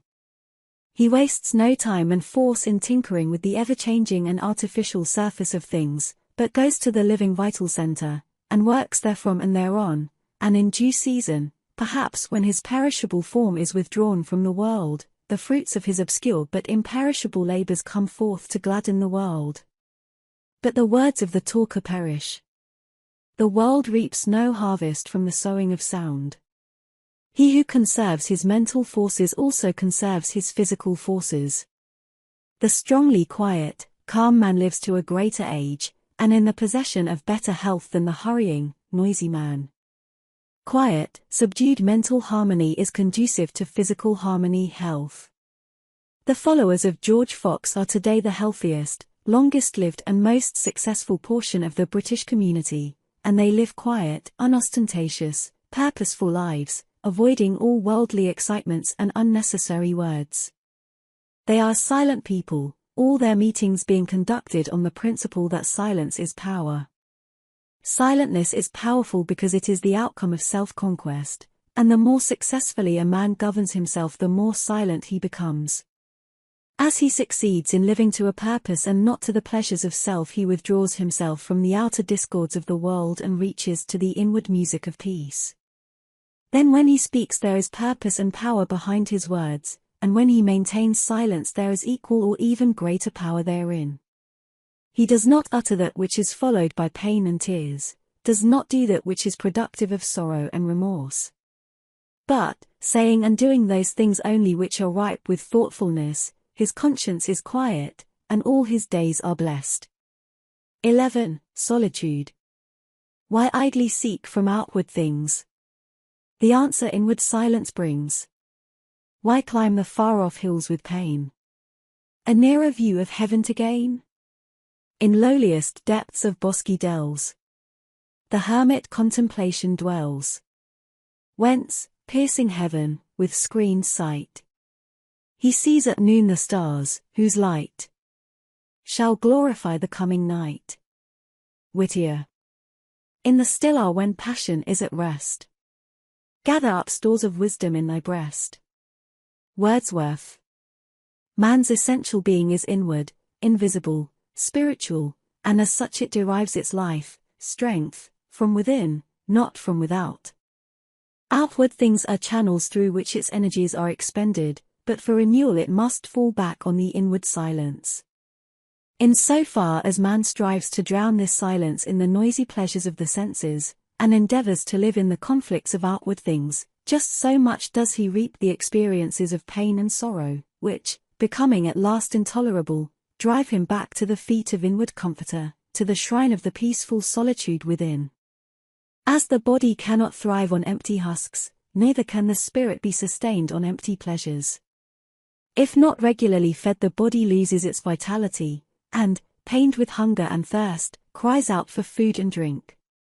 It is the same with the spirit. It must be regularly nourished in solitude on pure and holy thoughts, or it will lose its freshness and strength, and will at last cry out in its painful and utter starvation. The yearning of an anguish-stricken soul for light and consolation is the cry of a spirit that is perishing of hunger and thirst. All pain and sorrow is spiritual starvation, and aspiration is the cry for food. It is the prodigal son who, perishing of hunger, turns his face longingly towards his father's home. The pure life of the spirit cannot be found, but is lost, in the life of the senses. The lower desires are ever clamorous for more, and they afford no rest. The outward world of pleasure, personal contact, and noisy activities is a sphere of wear and tear which necessitates the counterbalancing effect of solitude. Just as the body requires rest for the recuperation of its forces, so the spirit requires solitude for the renewal of its energies. Solitude is as indispensable to man's spiritual welfare as sleep is to his bodily well-being, and pure thought, or meditation, which is evoked in solitude, is to the spirit what activity is to the body. As the body breaks down when deprived of the needful rest and sleep, so do the spirits of men break down, being deprived of the necessary silence and solitude. Man, as a spiritual being, cannot be maintained in strength, uprightness, and peace except he periodically withdraw himself from the outer world of perishable things and reach inwardly towards the abiding and imperishable realities. The consolations of the creeds are derived from the solitude which those creeds enforce. The regular observance of the ceremonies of formal religion, attended, as they are, with concentrated silence and freedom from worldly distractions, compels men to do unconsciously that which they have not yet learned to do consciously, namely, to concentrate the mind periodically on the inward silence, and meditate, though very briefly, on high and holy things. The man who has not learned to control and purify his mind in seasons of chosen solitude, yet whose awakening aspirations grope for something higher and nobler than he yet possesses, feels the necessity for the aid of ceremonial religion, but he who has taken himself in hand with a view to self-conquest, who withdraws into solitude in order to grapple with his lower nature, and masterfully bend his mind in holy directions, requires no further aid from book or priest or church. The church does not exist for the pleasure of the saint but for the elevation of the sinner. In solitude a man gathers strength to meet the difficulties and temptations of life, knowledge to understand and conquer them, and wisdom to transcend them. As a building is preserved and sustained by virtue of the foundation which is hidden and unobserved, so a man is maintained perpetually in strength and peace by virtue of his lonely hour of intense thought which no eye beholds.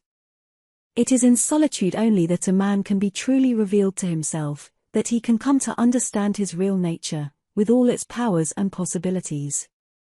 The voice of the spirit is not heard in the hubbub of the world and amid the clamors of conflicting desires. There can be no spiritual growth without solitude. There are those who shrink from too close a scrutiny of themselves, who dread too complete a self-revelation, and who fear that solitude which would leave them alone with their own thoughts and call up before their mental vision the wraith of their desires. And so they go where the din of pleasure is loudest and where the reproving voice of truth is drowned. But he who loves truth, who desires and seeks wisdom, will be much alone. He will seek the fullest, clearest revelation of himself, will avoid the haunts of frivolity and noise, and will go where the sweet, tender voice of the Spirit of truth can speak within him and be heard. Men go after much company and seek out new excitements, but they are not acquainted with peace. In diverse paths of pleasure they search for happiness, but they do not come to rest. Through diverse ways of laughter and feverish delirium they wander after gladness and life, but their tears are many and grievous, and they do not escape death. Drifting upon the ocean of life in search of selfish indulgences, men are caught in its storms, and only after many tempests and much privation do they fly to the rock of refuge which rests in the deep silence of their own being. While a man is absorbed in outward activities, he is giving out his energies and is becoming spiritually weaker, and in order to retain his moral vigor he must resort to solitary meditation. So needful is this that he who neglects it loses or does not attain the right knowledge of life, nor does he comprehend and overcome those most deeply rooted and subtlest of sins which appear like virtues deceiving the elect, and to which all but the truly wise succumb. True dignity abides with him alone, who, in the silent hour of inward thought, can still suspect and still revere himself in lowliness of heart. He who lives, without ceasing in outward excitement, lives most in disappointments and griefs. Where the sounds of pleasure are greatest, heart emptiness is the keenest and deepest. He, also, whose whole life, even if not one of lust for pleasure, is centered in outward works, who deals only with the changing panorama of visible things, never falling back, in solitude, upon the inner and invisible world of permanent being, such a man does not attain knowledge and wisdom, but remains empty. He cannot aid the world, cannot feed its aspirations, for he has no food to offer it, his spiritual store being empty. But he who courts solitude in order to search for the truth of things, who subdues his senses and makes quiet his desires, such a man is daily attaining knowledge and wisdom. He becomes filled with the Spirit of truth. He can aid the world, for his spiritual store is full, and is kept well replenished. While a man is absorbed in the contemplation of inward realities, he is receiving knowledge and power. He opens himself, like a flower, to the universal light of truth, and receives and drinks in its life-imparting rays. He also goes to the eternal foundation of knowledge and quenches his thirst in its inspiring waters. Such a man gains, in 1 hour of concentrated thought, more essential knowledge than a whole year's reading could impart. Being is infinite and knowledge is illimitable and its source inexhaustible, and he who draws upon the innermost depths of his being drinks from the spring of divine wisdom which can never run dry, and quaffs the waters of immortality.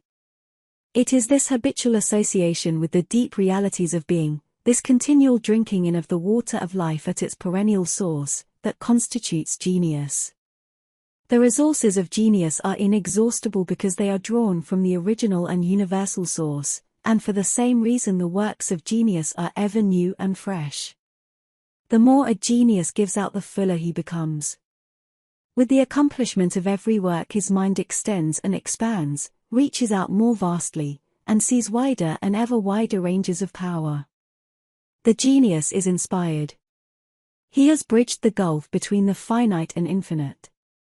He needs no secondary aids, but draws from that universal spring which is the source of every noble work. The difference between a genius and an ordinary man is this: the one lives in inward realities, the other in outward appearances. The one goes after pleasure, the other after wisdom. The one relies on books, the other relies upon his own being. Book learning is good when its true place is understood, but is not the source of wisdom. The source of wisdom is in life itself, and is comprehended by effort, practice, and experience. Books give information but they cannot bestow knowledge. They can stimulate but cannot accomplish. You must put forth effort, and achieve for yourself. The man who relies entirely upon books, and does not go to the silent resources within himself, is superficial, and becomes rapidly exhausted. He is uninspired, though he may be extremely clever, for he soon reaches the end of his stock of information, and so becomes void and repetitious. His works lack the sweet spontaneity of life and ever-renewed freshness of inspiration. Such a man has cut himself off from the infinite supply and deals, not with life itself, but with dead or decaying appearances. Information is limited, knowledge is boundless. The inspiration of genius and greatness is fostered, evolved, and finally completed in solitude. The most ordinary man who conceives a noble purpose, and, summoning all his energies and will, broods upon and ripens his purpose in solitude will accomplish his object and become a genius. The man who renounces the pleasure of the world, who avoids popularity and fame, and who works in obscurity and thinks in solitude for the accomplishment of a lofty ideal for the human race, becomes a seer and a prophet.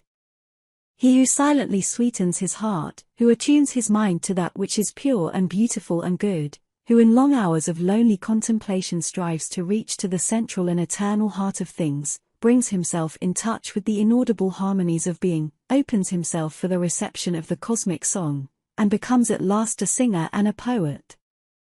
And so with all genius, it is the child of solitude, a very simple-hearted child, wide-eyed and listening and beautiful, yet withal to the noise-enamoured world an incomprehensible mystery, of which it is only now and then vouchsafed a glimpse from beyond the well-guarded portals of silence. In man's self arise august anticipations, symbols, types of a dim splendor ever on before in that eternal circle life pursues.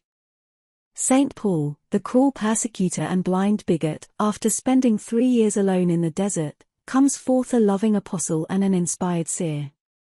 Gautama Siddhartha, the man of the world, after 6 years, in the forest, of lonely struggle with his passions and intense meditation upon the deep mysteries of his nature, becomes Buddha, the enlightened one, the embodiment of calm, serene wisdom, to whom a heart-thirsty world turns to refreshing waters of immortality. Lao Tzu, an ordinary citizen filling a worldly office, in his search for knowledge courts solitude, and discovers Tao, the supreme reason, by virtue of which he becomes a world teacher. Jesus, the unlettered carpenter, after many years of solitary communion upon the mountains with the unfailing love and wisdom, comes forth a blessed Saviour of mankind. Even after they had attained, and had scaled the lofty heights of divine knowledge, these great souls were much alone, and retired frequently for brief seasons of solitude. The greatest man will fall from his moral height and lose his influence if he neglects that renewal of power which can only be obtained in solitude. These masters attained their power by consciously harmonizing their thoughts and lives with the creative energies within themselves, and by transcending individuality and sinking their petty personal will in the universal will they became masters of creative thought, and stand as the loftiest instruments for the outworking of cosmic evolution. And this is not miraculous, it is a matter of law. It is not mysterious except in so far as law is mysterious. Every man becomes a creative master in so far as he subordinate himself to the universally good and true. Every poet, painter, saint, and sage is the mouthpiece of the eternal. The perfection of the message varies with the measure of individual selflessness. In so far as self intervenes, the distinctness of the work and message becomes blurred. Perfect selflessness is the acme of genius, the consummation of power. Such self-abnegation can only be begun, pursued, and completed in solitude. A man cannot gather together and concentrate his spiritual forces while he is engaged in spending those forces in worldly activities, and although after power is attained the balance of forces can be maintained under all circumstances, even in the midst of the antagonistic throng, such power is only secured after many years of frequent and habitual solitude. Man's true home is in the great silence. This is the source of all that is real and abiding within him. His present nature, however, is dual, and outer activities are necessary. Neither entire solitude nor entire action is the true life in the world, but that is the true life which gathers, in solitude, strength and wisdom to rightly perform the activities of life, and as a man returns to his home in the evening, weary with labor, for that sweet rest and refreshment which will prepare him for another day's toil, so must he would not break down in the labor of life come away from the noise and toil of the world's great workshop and rest for brief periods in his Abiding home in the silence. He who does this, spending some portion of each day in sacred and purposeful solitude, will become strong and useful and blessed. Solitude is for the strong, or for those who are ready to become strong. When a man is becoming great, he becomes solitary. He goes in solitude to seek, and that which he seeks, he finds, for there is a way to all knowledge, all wisdom, all truth, all power. And the way is forever open, but it lies through soundless solitudes and the unexplored silences of man's being. 12. Standing alone. By all means use to be alone, salute thyself, see what thy soul doth wear. George Herbert. He that has light within his own clear breast may sit in the centre and enjoy bright day. Milton. In the life of blessedness, self-reliance is of the utmost importance. If there is no peace, there must be strength. If there is to be security, there must be stability. If there is to be lasting joy, there must be no leaning upon things which at any moment may be snatched away forever. A man does not commence to truly live until he finds an immovable center within himself on which to stand, by which to regulate his life, and from which to draw his peace. If he trusts to that which fluctuates, he also will fluctuate. If he leans upon that which may be withdrawn, he will fall and be bruised. If he looks for satisfaction in perishable accumulations, he will starve for happiness in the midst of plenty.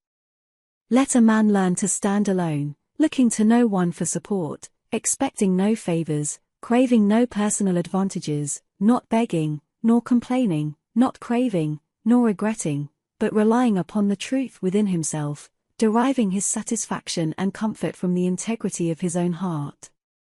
If a man can find no peace within himself, where shall he find it?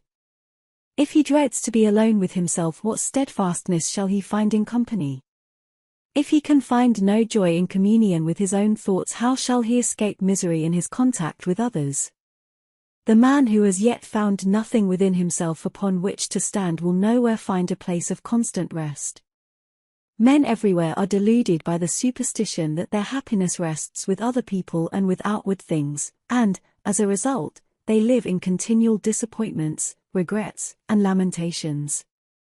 The man who does not look for happiness to any others or to external things, but finds within himself its inexhaustible source, will be self-contained and serene under all circumstances, and will never become the helpless victim of misery and grief. The man who looks to others for support, who measures his happiness by the conduct of others and not by his own, who depends upon their cooperation for his peace of mind, such a man has no spiritual foothold. His mind is tossed hither and thither with the continual changes going on around him, and he lives in that ceaseless ebb and flow of the spirits which is wretchedness and unrest. He is a spiritual cripple, and has yet to learn how to maintain his mental center of gravity, and so go without the aid of crutches. As a child learns to walk in order to go about from place to place of itself strong and unaided, so should a man learn to stand alone, to judge and think and act for himself, and to choose, in the strength of his own mind, the oathway which he shall walk. Without is change and decay and insecurity, within is all surety and blessedness. The soul is sufficient of itself. Where the need is, there is the abundant supply. Your eternal dwelling place is within. Go there and take possession of your mansion. There you are a king, elsewhere you are a vassal. Be contented that others shall manage or mismanage their own little kingdom, and see to it that you reign strongly over your own. Your entire well-being and the well-being of the whole world lies there. You have a conscience, follow it. You have a mind, clarify it. You have a judgment, use and improve it. You have a will, employ and strengthen it. You have knowledge, increase it. There is a light within your soul, watch it, tend it, encourage it, shield it from the winds of passion, and help it to burn with a steadier and ever steadier radiance. Leave the world and come back to yourself. Think as a man, act as a man, live as a man. Be rich in yourself, be complete in yourself. Find the abiding center within you and obey it. The earth is maintaining its orbit by its obedience to its center, the sun. Obey the center of light that is within you, let others call it darkness if they will. You are responsible for yourself, are accountable to yourself, therefore rely upon yourself. If you fear yourself, who will place confidence in you? If you are untrue to yourself, where shall you find the sweet satisfaction of truth? The great man stands alone in the simple dignity of independent manhood. He pursues his own path fearlessly, and does not apologize or beg leave. Criticism and applause are no more to him than the dust upon his coat, of which he shakes himself free. He is not guided by the changing opinions of men, but guides himself by the light of his own mind. Other men barter away their manhood for messes of flattery or fashion. Until you can stand alone, looking for guidance neither to spirits nor mortals, gods nor men, but guiding yourself by the light of the truth within you, you are not unfettered and free, not altogether blessed. But do not mistake pride for self-reliance. To attempt to stand upon the crumbling foundation of pride is to be already fallen. No man depends upon others more than the proud man. He drinks in their approbation and resents their censure. He mistakes flattery for sound judgment, and is most easily hurt or pleased by the opinions of others. His happiness is entirely in the hands of others. But the self-reliant man stands, not upon personal pride, but on an abiding law, principle, ideal, reality within himself. Upon this he poises himself, refusing to be swept from his strong foothold either by the waves of passion within or the storms of opinion without, but should he at any time lose his balance he quickly regains himself, and is fully restored. His happiness is entirely in his own hands. Find your center of balance and succeed in standing alone, and, whatever your work in life may be, you will succeed, you will accomplish what you set your mind upon, for the truly self-reliant man is the invincible man. But though you do not rely upon others, learn of them. Never cease to increase in knowledge, and be ever ready to receive that which is good and useful. You cannot have too much humility. The most self-reliant men are the most humble. No aristocrat, no prince born to the purple, can begin to compare with the self-respect of the saint. Why is he lowly? But that he knows that he can well afford it, resting on the largeness of God in him. Learn of all men, and especially of the masters of truth, but do not lose your hold upon the truth that the ultimate guidance is in yourself. A master can say, "Here is the path," but he can neither compel you to walk it nor walk it for you.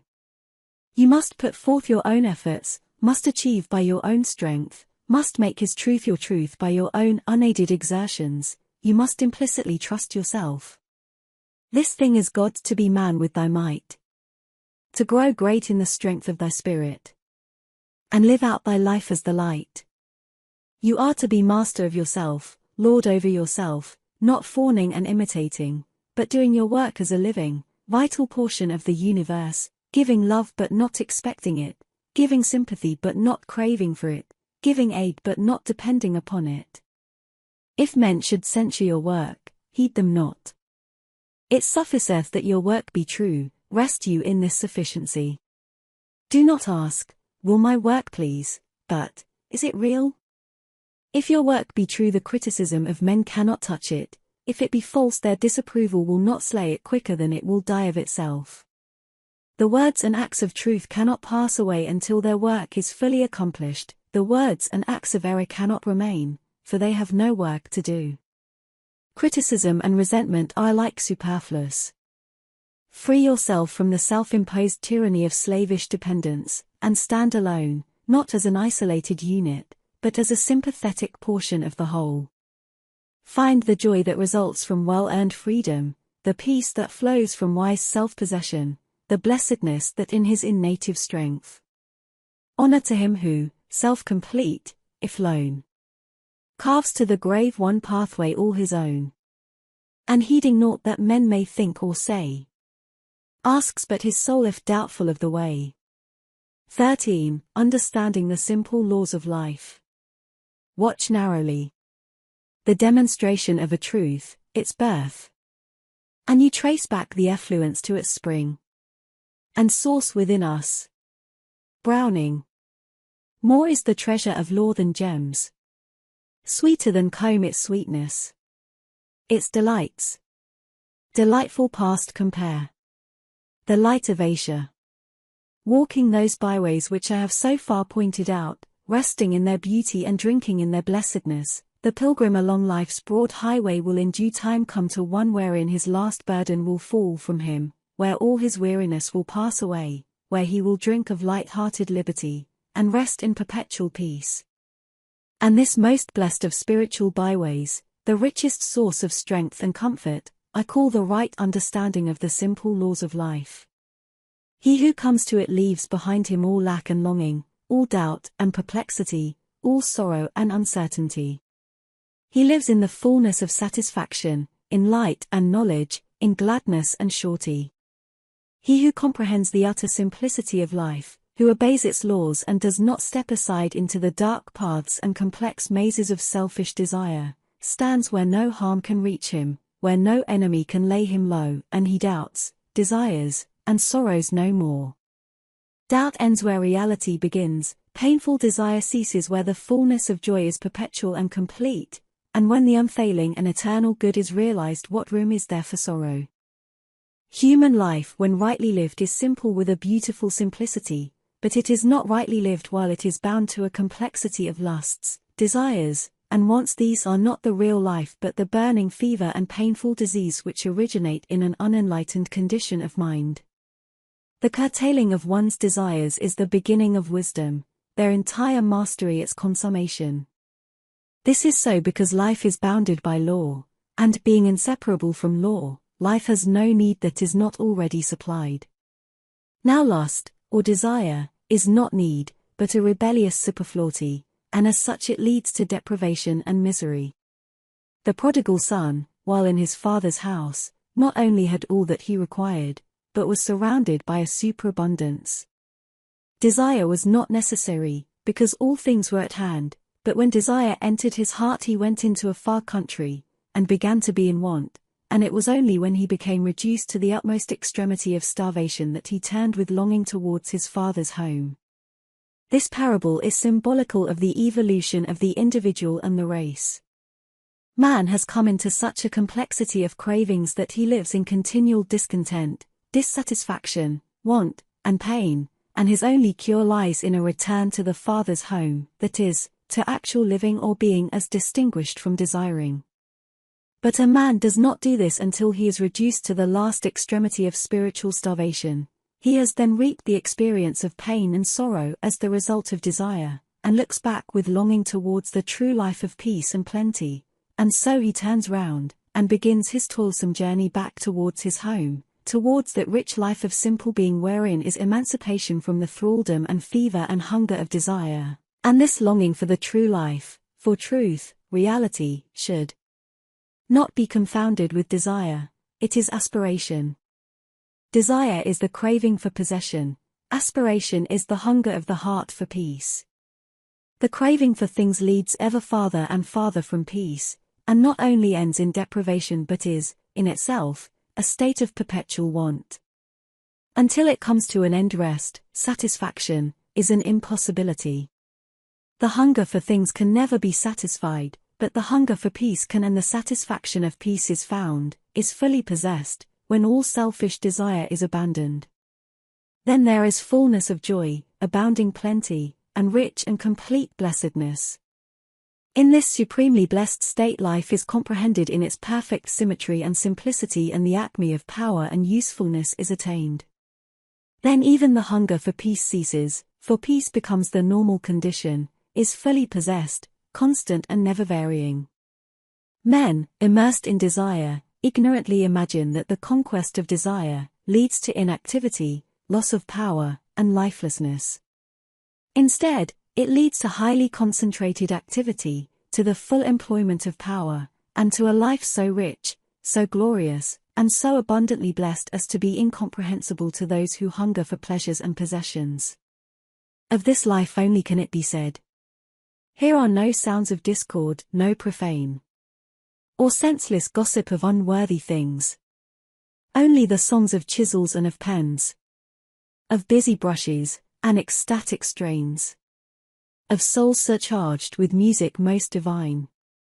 Here is no idle sorrow, no poor grief, for any day or object left behind. For time is counted precious, and herein is such complete abandonment of self that tears turn into rainbows, and enhance the beauty of the land where all is fair. When a man is rescued from selfish desire, his mind is unencumbered, and he is free to work for humanity. No longer racing after those gratifications which leave him hungry still, all his powers are at his immediate command. Seeking no rewards, he can concentrate all his energies upon the faultless completion of his duties, and so accomplish all things and fulfill all righteousness. The fully enlightened and fully blessed man is not prompted to action by desire but works from knowledge. The man of desire needs the promise of reward to urge him to action. He is as a child working for the possession of a toy. But the man of knowledge, living in the fullness of life and power, can at any moment bring his energies into requisition for the accomplishment of that which is necessary. He is, spiritually, a full-grown man. For him all rewards have ceased, to him all occurrences are good, he lives always in complete satisfaction. Such a man has attained to life, and his delight, and it is a sweet, perpetual, and never-failing delight, is in obedience to the simple demands of exact and never-failing law. But this life of supreme blessedness is an end, and the pilgrim who is striving towards it, the prodigal returning to it, must travel thither, and employ means to get there. He must pass through the country of his animal desires, disentangling himself from their intricacies, simplifying them, overcoming them. This is the way, and he has no enemies but what spring within himself. At first the way seems hard because, blinded by desire, he does not perceive the simple structure of life, and its laws are hidden from him, but as he becomes more simple in his mind, the direct laws of life become unfolded to his spiritual perception, and at once the point is reached where these laws begin to be understood and obeyed, then the way becomes plain and easy. There is no more uncertainty and darkness, but all is seen in the clear light of knowledge. It will help to accelerate the progress of the searcher for the true and blessed life if we now turn to a consideration of some of these simple laws which are rigidly mathematical in their operations. The elementary laws never apologize. All life is one, though it has a diversity of manifestations. All law is one, but it is applicable and operative in a variety of ways. There is not one law for matter and another for mind, not one for the material and visible and another for the spiritual and invisible. There is the same law throughout. There is not one kind of logic for the world and another for the spirit, but the same logic is applicable to both. Men faithfully, and with unerring worldly wisdom, observe certain laws or rules of action in material things, knowing that to ignore or disobey them would be great folly on their part, ending in disaster for themselves and confusion for society and the state. But they are in supposing and believing that the same rules do not apply in spiritual things, and thereby suffer for their ignorance and disobedience.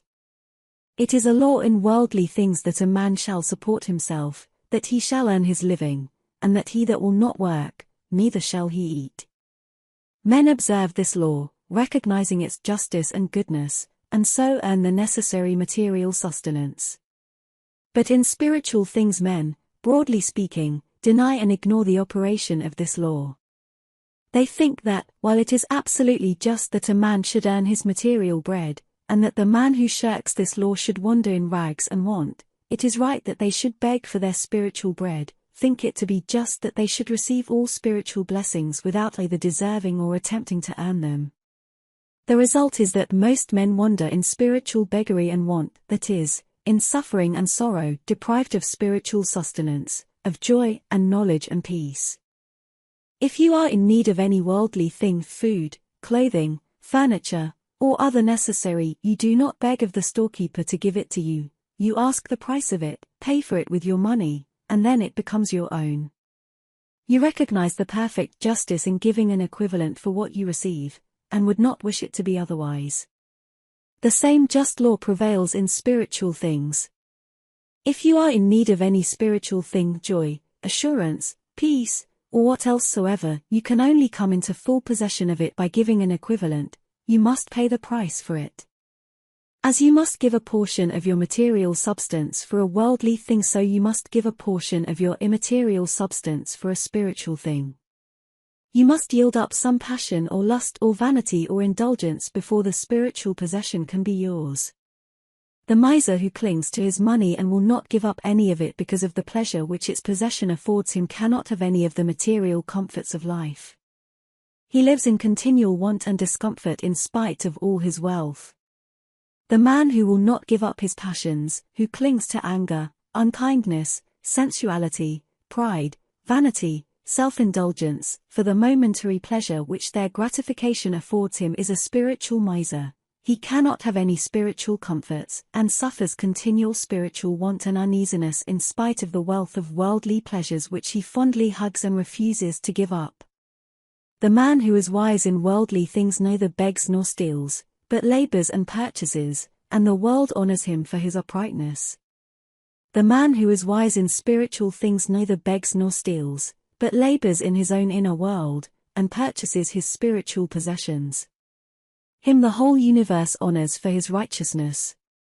It is another law in worldly things that a man who engages himself to another in any form of employment shall be content with the wages upon which he agreed. If at the end of his week's work, and on receiving his wages, he were to ask his employer for a larger sum, pleading that, though he could not justly claim it and did not really deserve it, yet he expected it, he would not only not receive the larger sum but would, doubtless, be discharged from his post. Yet in spiritual things men do not think it to be either foolish or selfish to ask for those blessings, spiritual wages, upon which they never agreed, for which they never labored, and which they do not deserve. Every man gets from the law of the universe that upon which he agrees and for which he works, no more, no less, and he is continually entering into agreements with the supreme law, the master of the universe. For every thought and act which he gives he receives its just equivalent, for all work done in the form of deeds he receives the wages due to him. Knowing this, the enlightened man is always content, always satisfied, and in perfect peace, knowing that whatever he receives, be it that men call misfortune or good fortune, he has earned. The great law never cheats any man of his just due, but it says to the railer and the complainer, friend, didst thou not agree with me for a penny a day? Again, if a man would grow rich in worldly goods he must economize, and husband his financial resources until he has accumulated sufficient capital to invest in some branch of industry, then he must judiciously invest his little store of capital, neither holding it too tightly nor letting it go carelessly. He thus increases both in worldly wisdom and worldly riches. The idle spendthrift cannot grow rich, he is wasteful and riotous. He who would grow rich in spiritual things must also economize, and husband his mental resources. He must curb his tongue and his impulses, not wasting his energy in idle gossip, vain argument, or excesses of temper. In this way he will accumulate a little store of wisdom which is his spiritual capital, and this he must send out into the world for the good of others, and the more he uses it the richer will he become. Thus does a man increase in both heavenly wisdom and heavenly riches. The man who follows his blind impulses and desires and does not control and govern his mind is a spiritual spendthrift. He can never become rich in divine things. It is a physical law that if we would reach the summit of a mountain we must climb thither. The path must be sought and then carefully followed, and the climber must not give up and go back because of the labor involved and the difficulties to be overcome, nor on account of aching climbs, otherwise his object cannot be accomplished. And this law is also spiritual. He who would reach the high altitudes of moral or intellectual grandeur must climb thither by his own efforts. He must seek out the pathway and then assiduously follow it, not giving up and turning back, but surmounting all difficulties, and enduring for a time trials, temptations, and heartaches, and at last he will stand upon the glorious summit of moral perfection, the world of passion, temptation, and sorrow beneath his feet, and the boundless heavens of dignity stretching vast and silent above his head. If a man would reach a distant city, or any place of destination, he must travel thither. There is no law by which he can be instantly transported there. He can only get there by putting forth the necessary exertion. If he walks he will put forth great exertion, but it will cost him nothing in money. If he drives or takes train, there will be less actual labor, but he must pay in money for which he has labored. To reach any place requires labor, this cannot be avoided, it is law. Equally so spiritually. He who would reach any spiritual destination, such as purity, compassion, wisdom, or peace, must travel thither, and must labor to get there. There is no law by which he can suddenly be transported to any of these beautiful spiritual cities.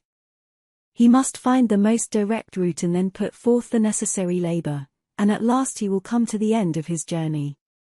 These are but a few of the many laws, or manifestations of the one great law, which are to be understood, applied and obeyed before the full manhood and maturity of spiritual life and blessedness can be attained. There is no worldly or physical law which is not operative, with equal exactness, in the spiritual realm, that is, the inner and invisible world of man's beings. Just as physical things are the shadows and types of spiritual realities, so worldly wisdom is the reflected image of divine wisdom. All those simple operations of human life in worldly things which men never question, but follow and obey implicitly because of their obvious plainness and exactness, obtain in spiritual things with the same unerring accuracy, and when this is understood, and these laws are as implicitly obeyed in spiritual as in worldly matters, then has a man reached the firm standing ground of exact knowledge, his sorrows are at an end, and he can doubt no more. Life is uninvolved, uncompromising justice, its operations are simple, invincible logic. Law reigns forever, and the heart of law is love. Favoritism and caprice are the reverse of both law and love. The universe has no favorites, it is supremely just, and gives to every man his rightful earnings. All is good because all is according to law, and because all is according to law, man can find the right way in life, and, having found it, can rejoice and be glad. The Father of Jesus is the unfailing good which is embodied in the law of things. No evil can happen to a good man either in life or death. Jesus recognized the good in his own fate, and exonerated all his persecutors from blame. No man, he declared, taketh my life from me, but I lay it down of myself. That is, he himself had brought about his own end. He who has, by simplifying his life and purifying his mind, arrived at an understanding of the beautiful simplicity of being, perceives the unvarying operation of law in all things, and knows the result of all his thoughts and deeds upon himself and the world, knows what effects are bound up with the mental causes which he sets in motion. He then thinks and does only those thoughts and deeds that are blessed in their inception, blessed in their growth, and blessed in their completion. Humbly accepting the lawful results of all the deeds done when in a state of ignorance, he neither complains nor fears nor questions, but is at rest in obedience, is perfectly blessed in his knowledge of the good law. The tissue of our life to be. We weave with colors all our own. And in the field of destiny, we reap as we have sown. And if we reap as we have sown, and take the dole we deal, the law of pain is love alone. The wounding is to heal. 14. Happy endings. Such is the law which moves to righteousness, which none at last can turn aside or stay. The heart of it is love, the end of it is peace and consummation sweet. Obey the light of Asia. So, haply, when thy task shall end, the wrong shall lose itself in right, and all thy weekday Sabbaths blend with the long Sabbath of the light. Whittier. Life has many happy endings, because it has much that is noble and pure and beautiful. Although there is much sin and ignorance in the world, many tears, and much pain and sorrow, there is also much purity and knowledge, many smiles, and much healing and gladness. No pure thought, no unselfish deed can fall short of its felicitous result, and every such result is a happy consummation. A pleasant home is a happy ending, a successful life is a happy ending, a task well and faithfully done is a happy ending, to be surrounded by kind friends is a happy ending. A quarrel put away, grudges wiped out, unkind words confessed and forgiven, friend restored to friend, all these are happy endings. To find that which one has long and tediously sought, to be restored from tears to gladness, to awaken in the bright sunlight out of the painful nightmare of sin, to strike, after much searching, the heavenly way in life, these are, indeed, blessed consummations. He who looks for, finds, and enters the byways which I have indicated will come to this one without seeking it, for his whole life will be filled with happy endings. He who begins right and continues right does not need to desire and search for felicitous results, they are already at hand, they follow as consequences, they are the certainties, the realities of life. There are happy endings which belong solely to the material world, these are transient, and they pass away. These are happy endings which belong to the spiritual world, these are eternal, and they do not pass away. Sweet are companionships, pleasures, and material comforts, but they change and fade away. Sweeter still are purity, wisdom, and the knowledge of truth, and these never change nor fade away. Wherever a man goes in this world he can take his worldly possessions with him, but soon he must part company with them, and if he stands upon these alone, deriving all his happiness from them, he will come to a spiritual ending of great emptiness and want. But he has attained to the possession of spiritual things can never be deprived of his source of happiness, he will never have to part company with it, and wherever he goes in the whole universe he will carry his possession with him. His spiritual end will be the fullness of joy. Happy in the eternal happiness is he who has come to that life from which the thought of self is abolished. Already, even now and in this life, he has entered the kingdom of heaven, nirvana, paradise, the New Jerusalem, the Olympus of Jupiter, the Valhalla of the gods. He knows the final unity of life, the great reality of which these fleeting and changing names are but feeble utterances. He is at rest on the bosom of the infinite.